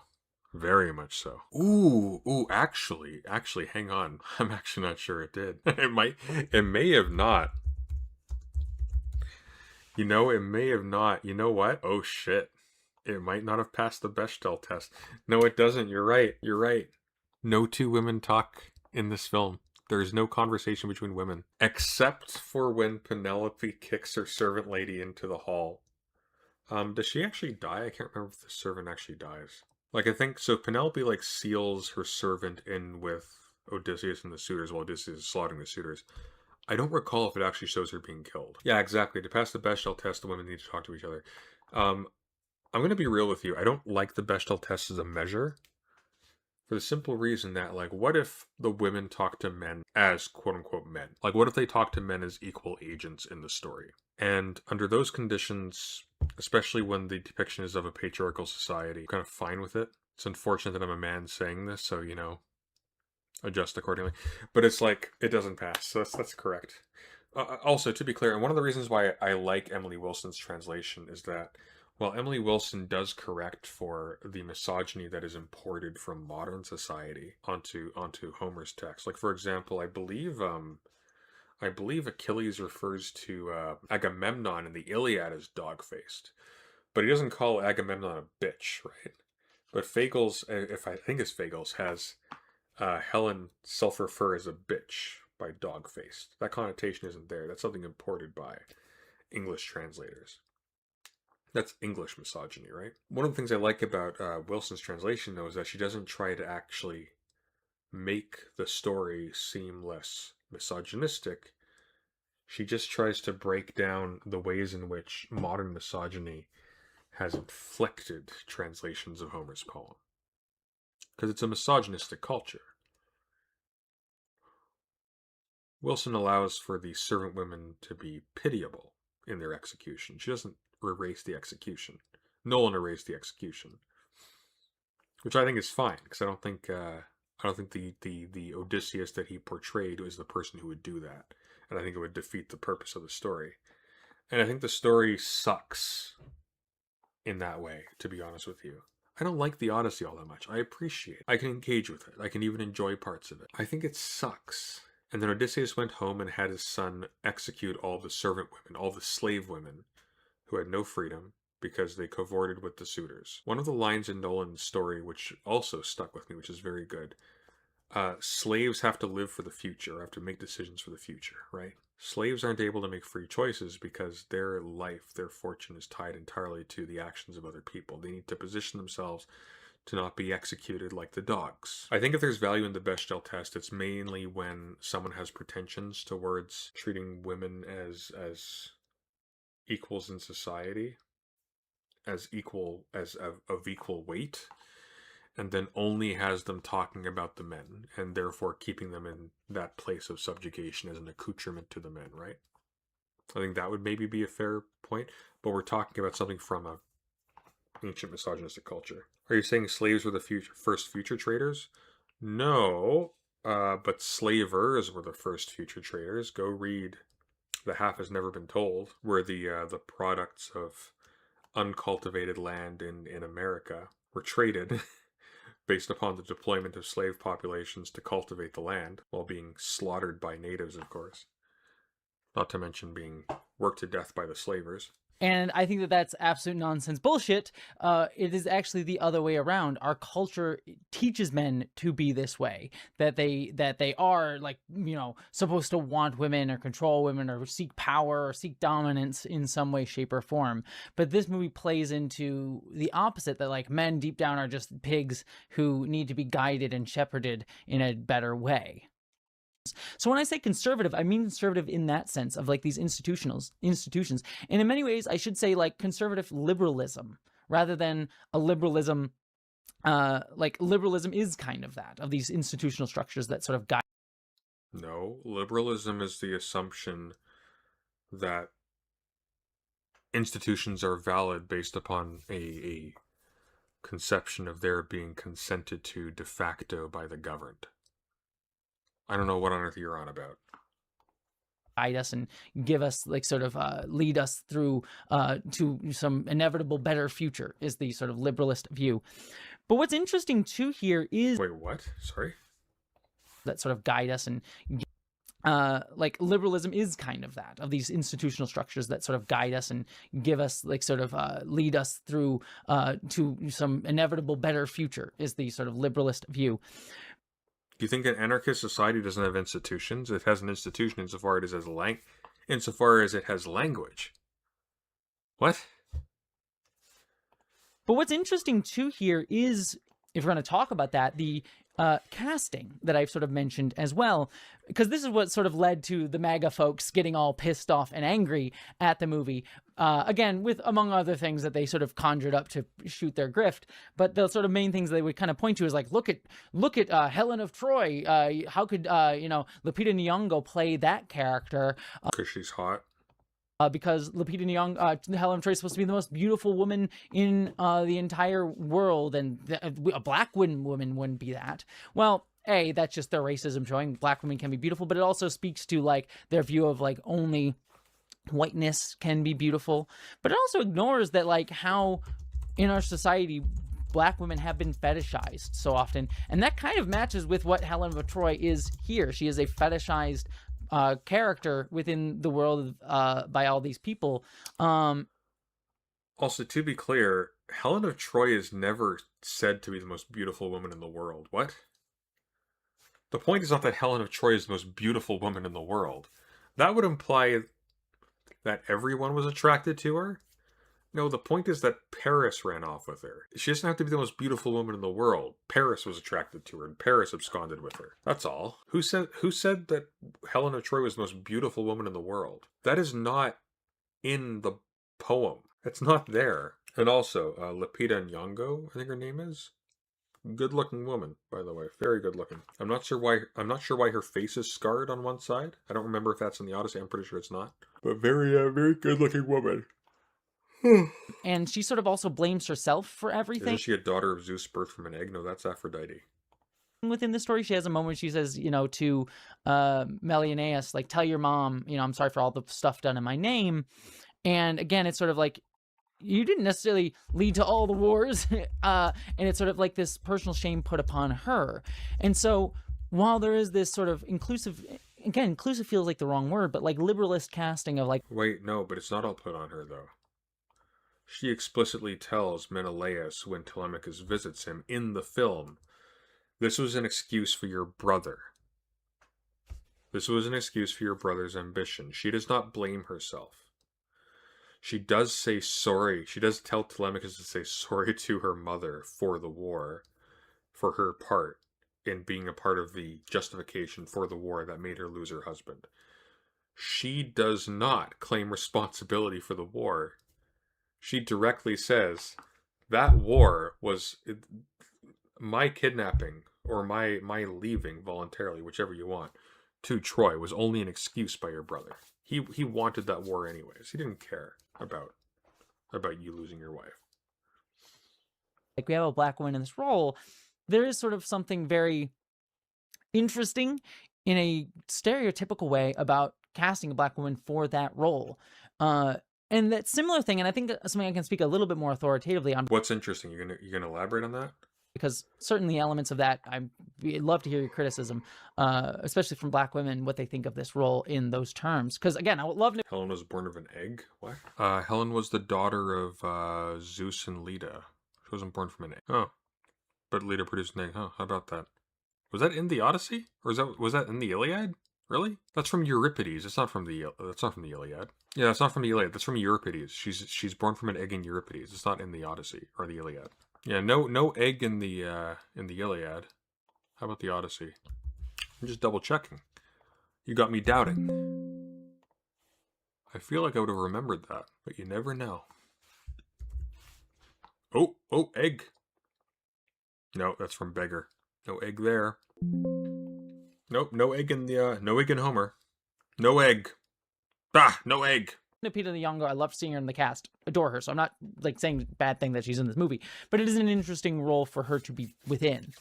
And same thing with Elliot Page, because Elliot Page... Wikipedia says Helen of Troy is born from an egg. You need to follow the footnotes. What does Wikipedia cite? It cites Euripides. Euripides is not Homer. You can tell, because Euripides doesn't begin with an H.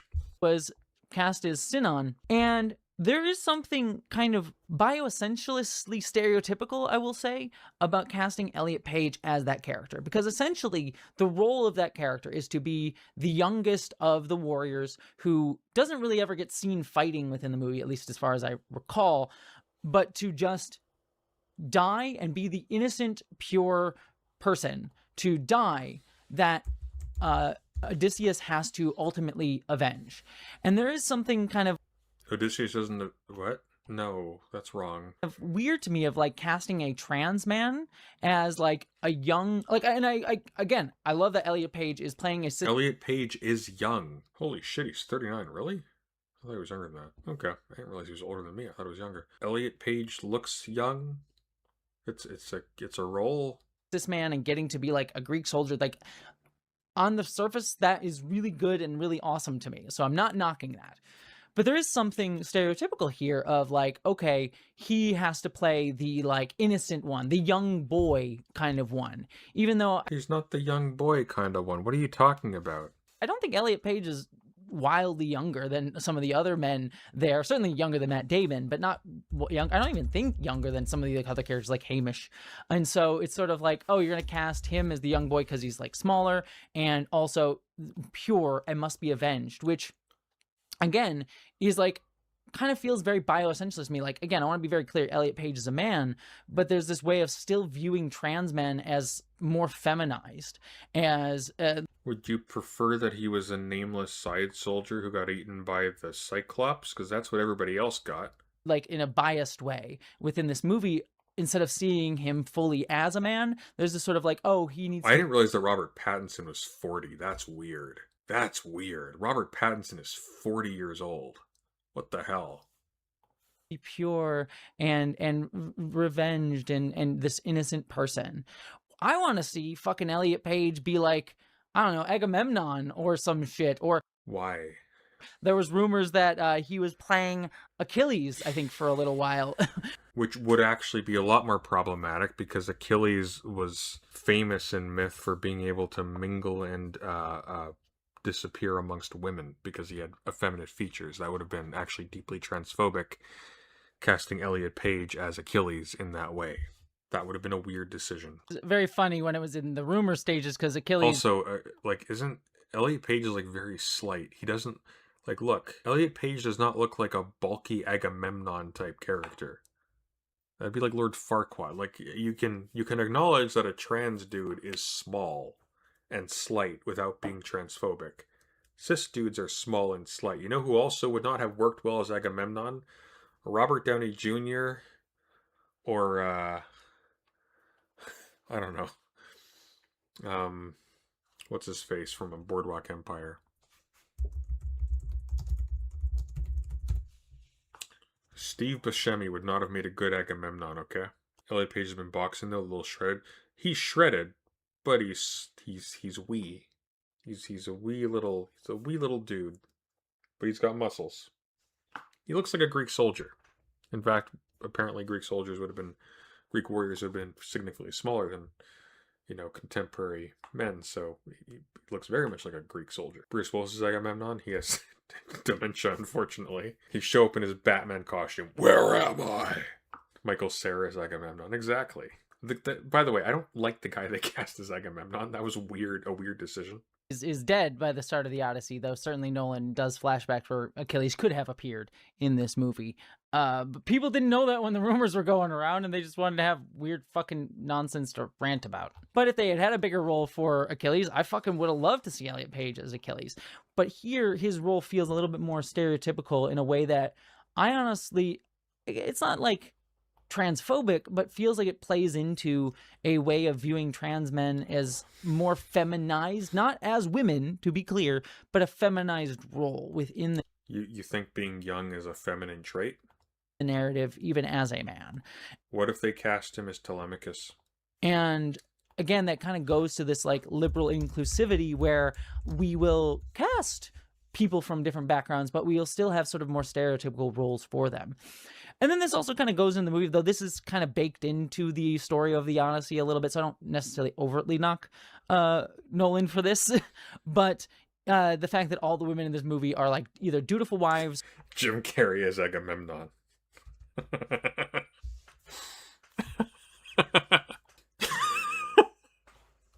Can you imagine Jim Carrey as Agamemnon?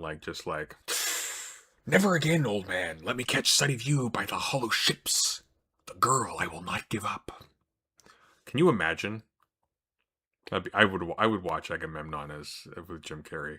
Or liars and deceivers or distractions like the sirens or even Calliope or Calypso. So there's Calypso was great. I liked Charlize Theron as Calypso. She was a great Calypso. Certainly, but all these women are kind of that, or witches in Cersei's case. But all the What women happened to the bookshelf? I am not home right now. I am abroad. are kind of that. Though we also add Mia Goth into this movie, who is like a servant who is working with Robert Pattinson and betrays Odysseus's wife. So it's an added woman's role that is also a deceiver, and so there's a more kind of like, as an added woman's role, they cut out a bunch of other servant women, and they didn't have the mass hanging of the servant women, of the slave women in the Odyssey. Regulatory roles for all of women. To a degree, that is somewhat baked into the story, but there are some things added to that like still kind of lean into like, okay. But there are also things that cut against the grain for that too. Again, like making Cersei a bit more relatable as a character. So, I think I will give Nolan sort of props. And this kind of goes in again why I find this very fascinating. Like, there are certain movies that I will be like, okay, this movie can go fuck itself and I want to condemn it. Something like a Citizen Vigilante, the Uwe Boll movie, or really anything made by Angel Studios, frankly, kind of also falls in that bucket of, okay, this is definitely pushing a certain overtly political agenda in a very clear sense of like, we're MAGA. We're trying to incite violence against these groups of these people. For me, though, what I always find fascinating about Nolan and analyzing Nolan as a creator, especially one who is so popular, is that he just has a lot of these undercurrent biases that relate to sort of ingrained assumptions and roles for people in our world, like and a what? fear of things like anarchy, like an ingrained fear of anarchy. Jesus Christ, anarchy is not anarchism. What is wrong with these people? Anarchy, as the upshot of anarchism, would be an effective challenge to the viability of anarchism as a position. You need institutions for society to work, to get along with each other. Why? It's actually tautological, because getting along with each other in a normal way, that's an institution. Norms are institutions. That's what they are. Language is an institution. Greetings, the assumption that you are not going to fight each other when you meet, that there is a process to engaging with the other so you don't destroy each other, that's an institution. Norms around not bullying or beating up people are institutions. Anarchism is not no institutions. Anarchism is institutions do not require top-down authority. that he has, in a way that feels like he doesn't really understand what anarchy is, not in a he like hates anarchists by any means. Anarchists are not pro-anarchy. Anarchists, I'm gonna keep looping on this. I'm gonna keep looping on this forever. Anarchists are not pro-anarchy. Anarchists are specifically saying that you do not need authority to not have anarchy. That I find very fascinating to break down and discuss as a filmmaker and as a worldview. This is what I mean when I like movies like this, where it's like, yes, it's conservative, I have issues, but those are issues and worldviews that I find very fascinating to discuss. And I think we here on YouTube especially, but certainly in a lot of media nowadays, but YouTube essentially, everything becomes an us versus them sort of thing. So when I'm sure the title of this video has incensed some people in the comments to be like, oh, you're saying it's conservative, you're going to the culture war. It's like, no. I'm not talking. No, I was incensed by you jumping on calling Shark Zero a sea slur. I don't really care about your take on the Odyssey. I just think it's dumb and ill-informed. About the culture war here.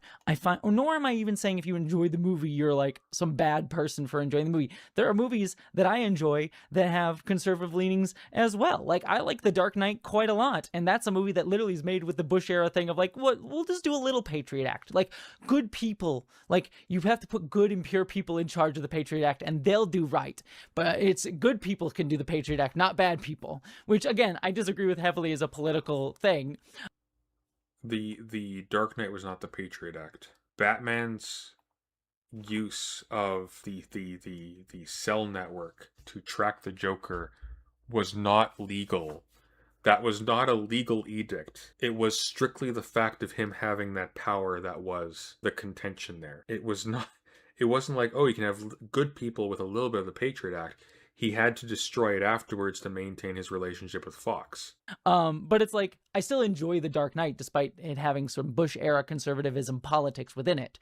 And the same goes here. Okay. The problem with Bush was not that he used the cell network to track people who were going to blow up other people. Problem with Bush was that he used the bugbear of terrorism to justify eliminating freedom and privacy for everyone totally. Just like, really? here for this movie. It's a good movie. It's a fascinating movie. I'm drawn in. It's so well made, so good. I will probably watch it again. I'm considering going back to watch it another time because it is just a really engaging, enthralling movie. Nor do I think Nolan is sitting here like in the culture war bullshit nonsense. He's just making a movie from his own perspective. And that's what I want more art to be, even if I disagree with it, because it is fascinating to engage with. Hard disagree. I want people to have an edge to themselves. I want people to actually be struggling with things and to try to actually make an argument with their films.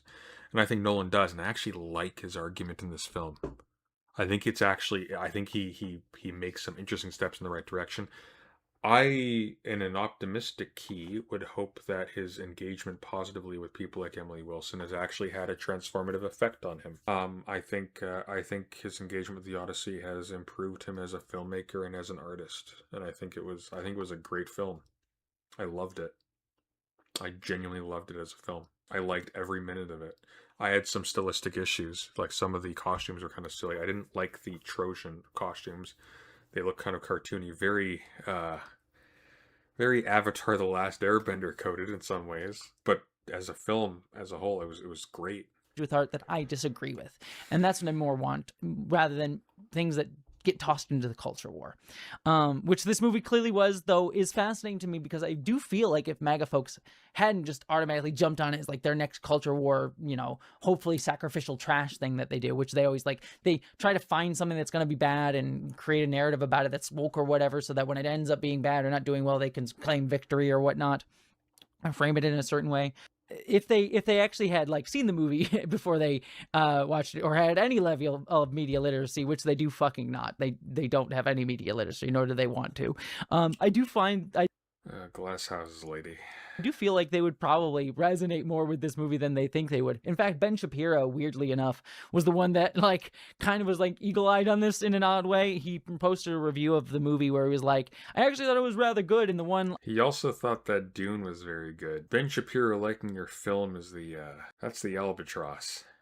I forget the way he put it, was like, so the one like Dirt in the Eye or whatever the phrase was, it was just having like Elliot Page cast as this warrior, or having, you know, Lupita Nyong'o in it. And it's like, yeah, that's what the conservative take on this movie kind of would be if they would have a media literacy, which, you know, say what you will of Ben Shapiro, I think he's a fucking asshole, douche nozzle, idiot. But like, he has at least a little bit more brain cells.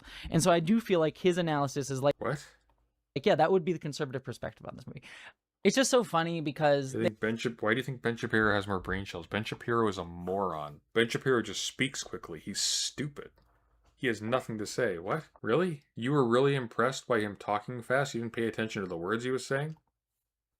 they end up just loving slop like fucking Uwe Boll's Citizen Vigilante, which is a terrible movie, but it like spoon feeds them their fucking conservative, vengeful grievance narrative to them on a silver fucking platter so they can't miss the fucking point, rather than having any level of media literacy to engage with the theme. She also didn't watch Citizen Vigilante. Citizen Vigilante is not spoon feeding their grievance to them.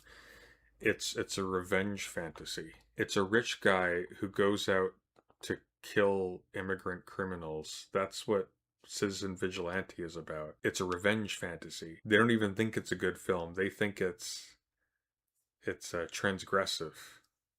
That's the appreciation for that. Themes of work, because the themes of this work, I think, are more engaged with, you know, what they would be sort of find fascinating, be drawn into in certain ways, at least. But all they care about is just the superficial and needing it to be bonk on the head obvious. So it's like, oh, they hate this movie because black women and trans man in it. But like Citizen Vigilante is some fucking dangerous movie because it like spoon feeds them fucking fear mongering about immigrants and needing to fucking murder Muslim people, you know? Oh god. But I don't want to just put it on them though, because I do think what this signals though is like how all of these beliefs kind of undergird, even again, I talk about this in a traditionalist way, liberalist values, not in a Democrat Republican liberalist way, but it's like a liberalist values that underlie so many of our assumptions about society. And I think that's kind of a more fascinating thing, more interesting thing for me to want to dissect and break down, and challenge you to do so too. And there were no liberal values in the Odyssey. I don't know what she's talking about. Disagree with me on. You can call me some bullshit if you think so. I think that that's fascinating too. There is literally no assertion of any individual value or agency in the Odyssey. That's actually completely taken out of the picture. There's no no human has an impact by dint of their willpower or their decision-making in the Odyssey. At all. I love your engagement, not just because he takes the video do better, but I really love reading the comments when you all are like, I think you're full of shit, Jesse. I have a different view on this movie. Please, I love that I think you're full of shit, Jesse. I have a different view on this movie. conversation. I love that shit. Please do. That being said, though, Okay, if you love that conversation, though, you got to address the response. If you don't, then you're a liar and you just want comments for algorithm, for the algorithm boost, which I'm pretty sure is, with all due respect, no offense, lady, I think you're full of shit. so again, I do think there are good things in this movie that cut against that. Again, some of the more empathy given to women, even Calypso also too, given more empathy. Empathy given to women? What do you mean empathy given to Calypso? Calypso isn't given empathy. Calypso is abusive and controlling, and at the end she contrives a peaceable way once like Odysseus realizes that he's being fed the memory deleting lotuses. To like, oh, of course, I always knew this day would come, even though, you know, I kept you here for 7 years eating the lotuses in a state of dementia, essentially. She's not given empathy. Calypso is an abuser in this story. More so than in the original Odyssey. The issue isn't empathy. First of all, to be clear, showing women empathy is not feminist. Giving women agency is feminist. Calypso is not shown empathy. Calypso is an agent. Calypso is, in fact, an abuser. Penelope is given agency. Circe is given agency. Now, there's a catch, of course. It's all in reaction to the actions of men. So, is it agency? You got to be a little bit careful here, but it's not empathy.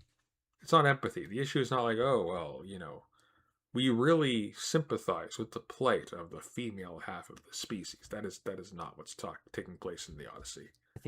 And sort of trying to find interesting ways, and I haven't even talked about this, of trying to give some complexity to Odysseus and to his son, and the ways of which he, you know, takes on this moral failing.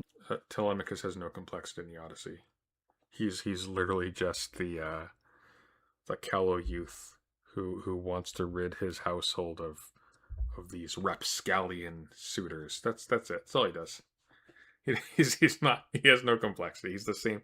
The one character that is identical between the poem and the film is Telemachus. No change there. Menelaus was well done as well. I made him kind of an Andrew Tate figure.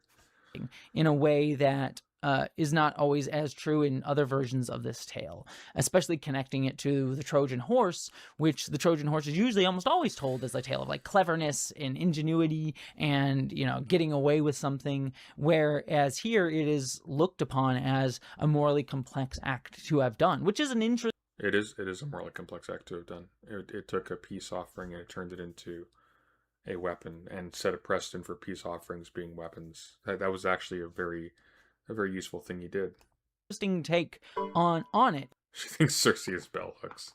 Even if I ultimately disagree with the service it sort of goes for terms of like putting the whole moral failing upon the great man Odysseus. That Odysseus is not framed as a great man.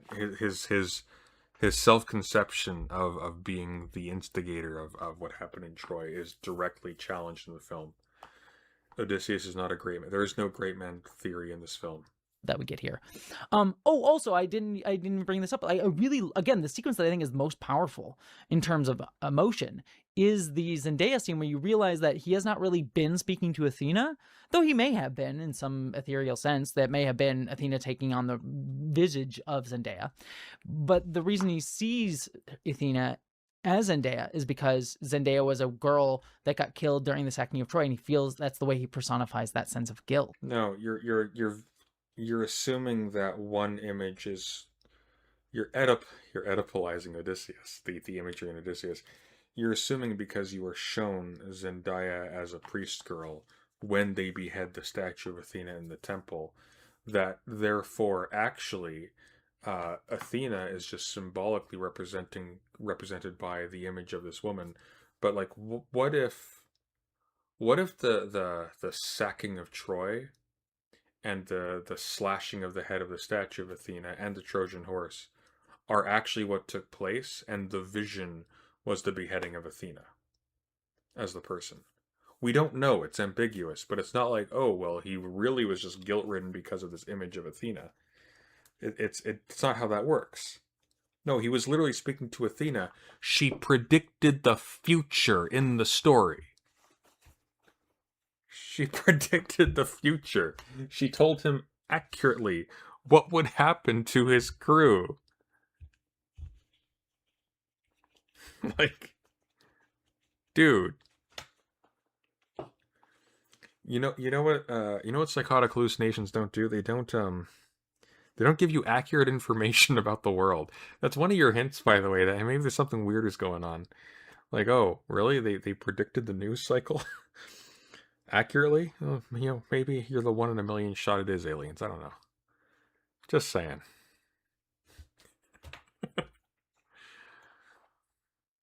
And that moment where you realize that, and it's connected to the cutting off of the head of the Athena statue at the same time, and that's why he connects those two things. And that moment when he reaches out to Zendaya in the present day. Really? So he was like, oh, statue girl. Ugh. What a coinky-dink. No, I don't think so.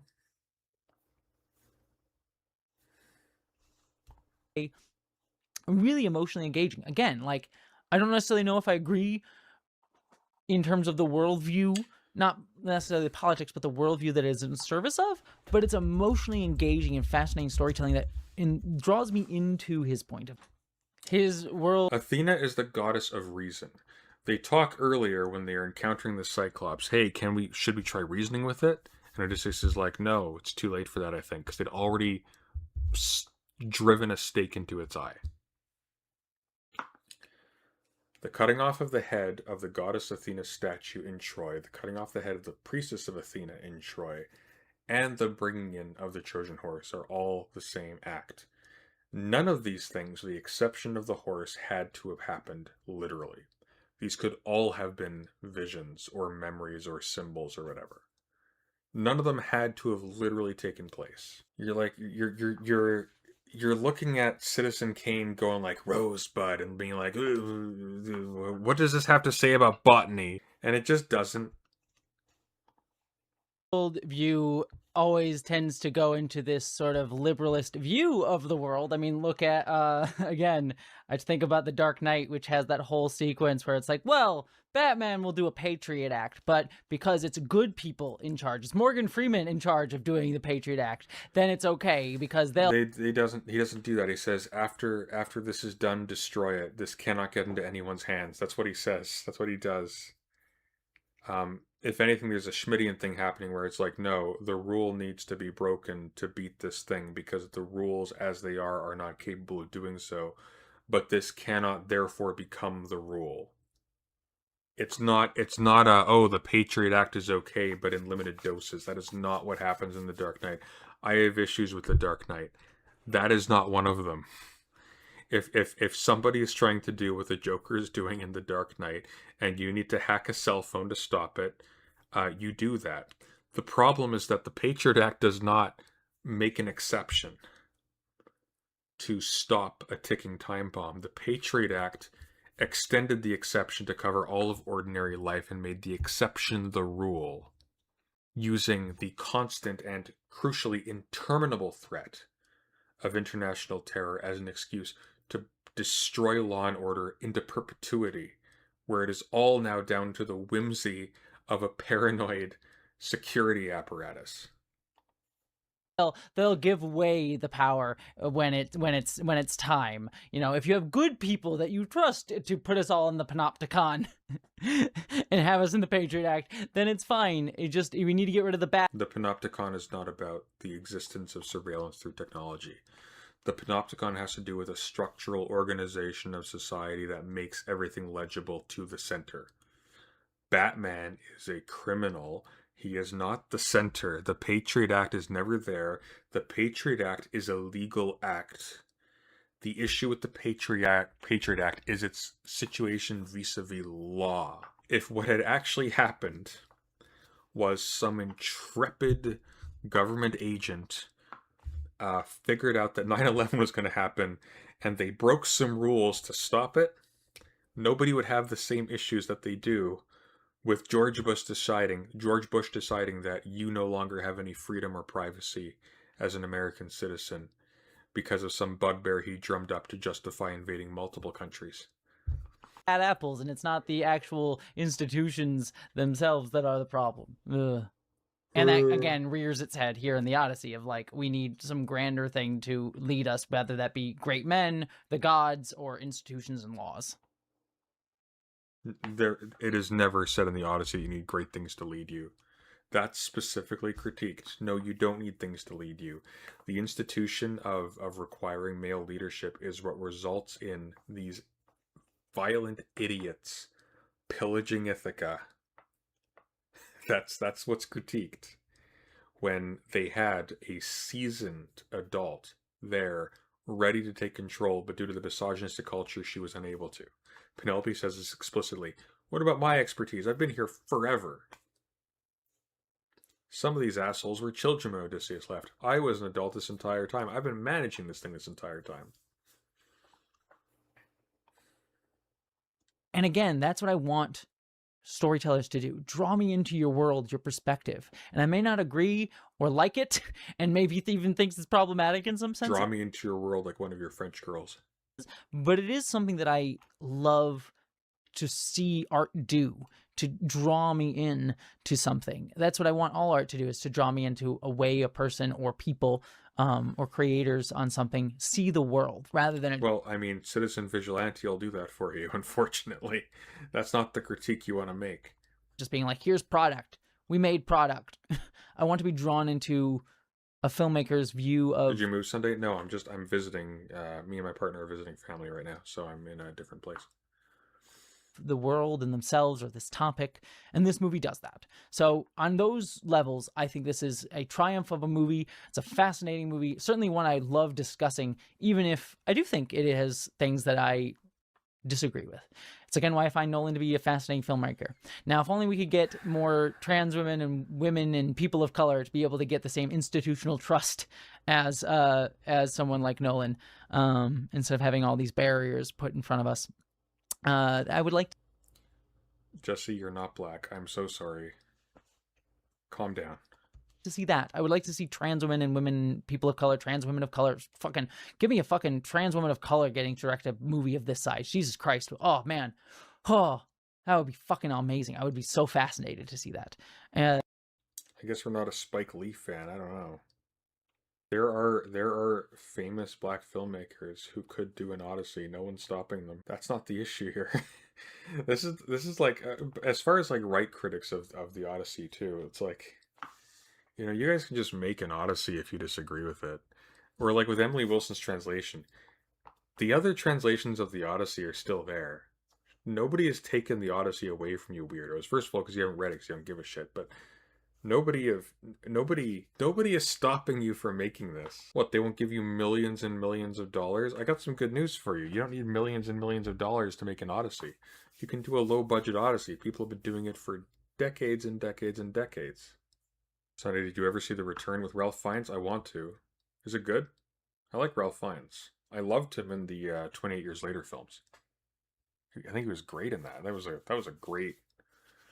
The Jimmies kind of fell flat for me, but I loved Ralph Fiennes, and Ralph Fiennes' relationship with Samson was great. That was a great sequence. That was great. That was like proper sci-fi right there. That was like real science fiction. I loved that character.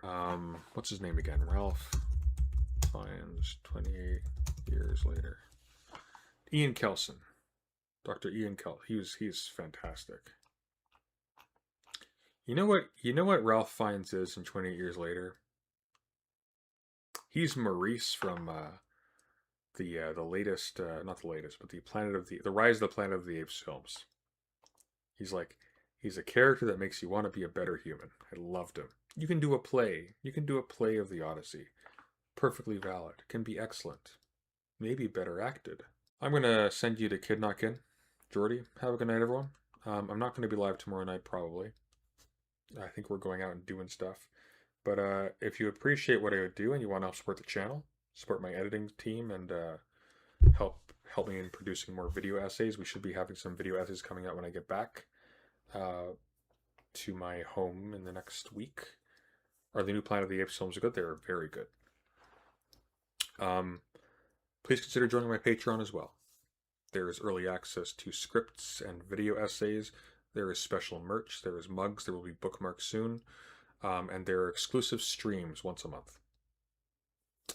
All right. Have a good night, everyone. Take it easy, and ciao. Thank you for your support. Good night. And go read the Odyssey. You'll enjoy it.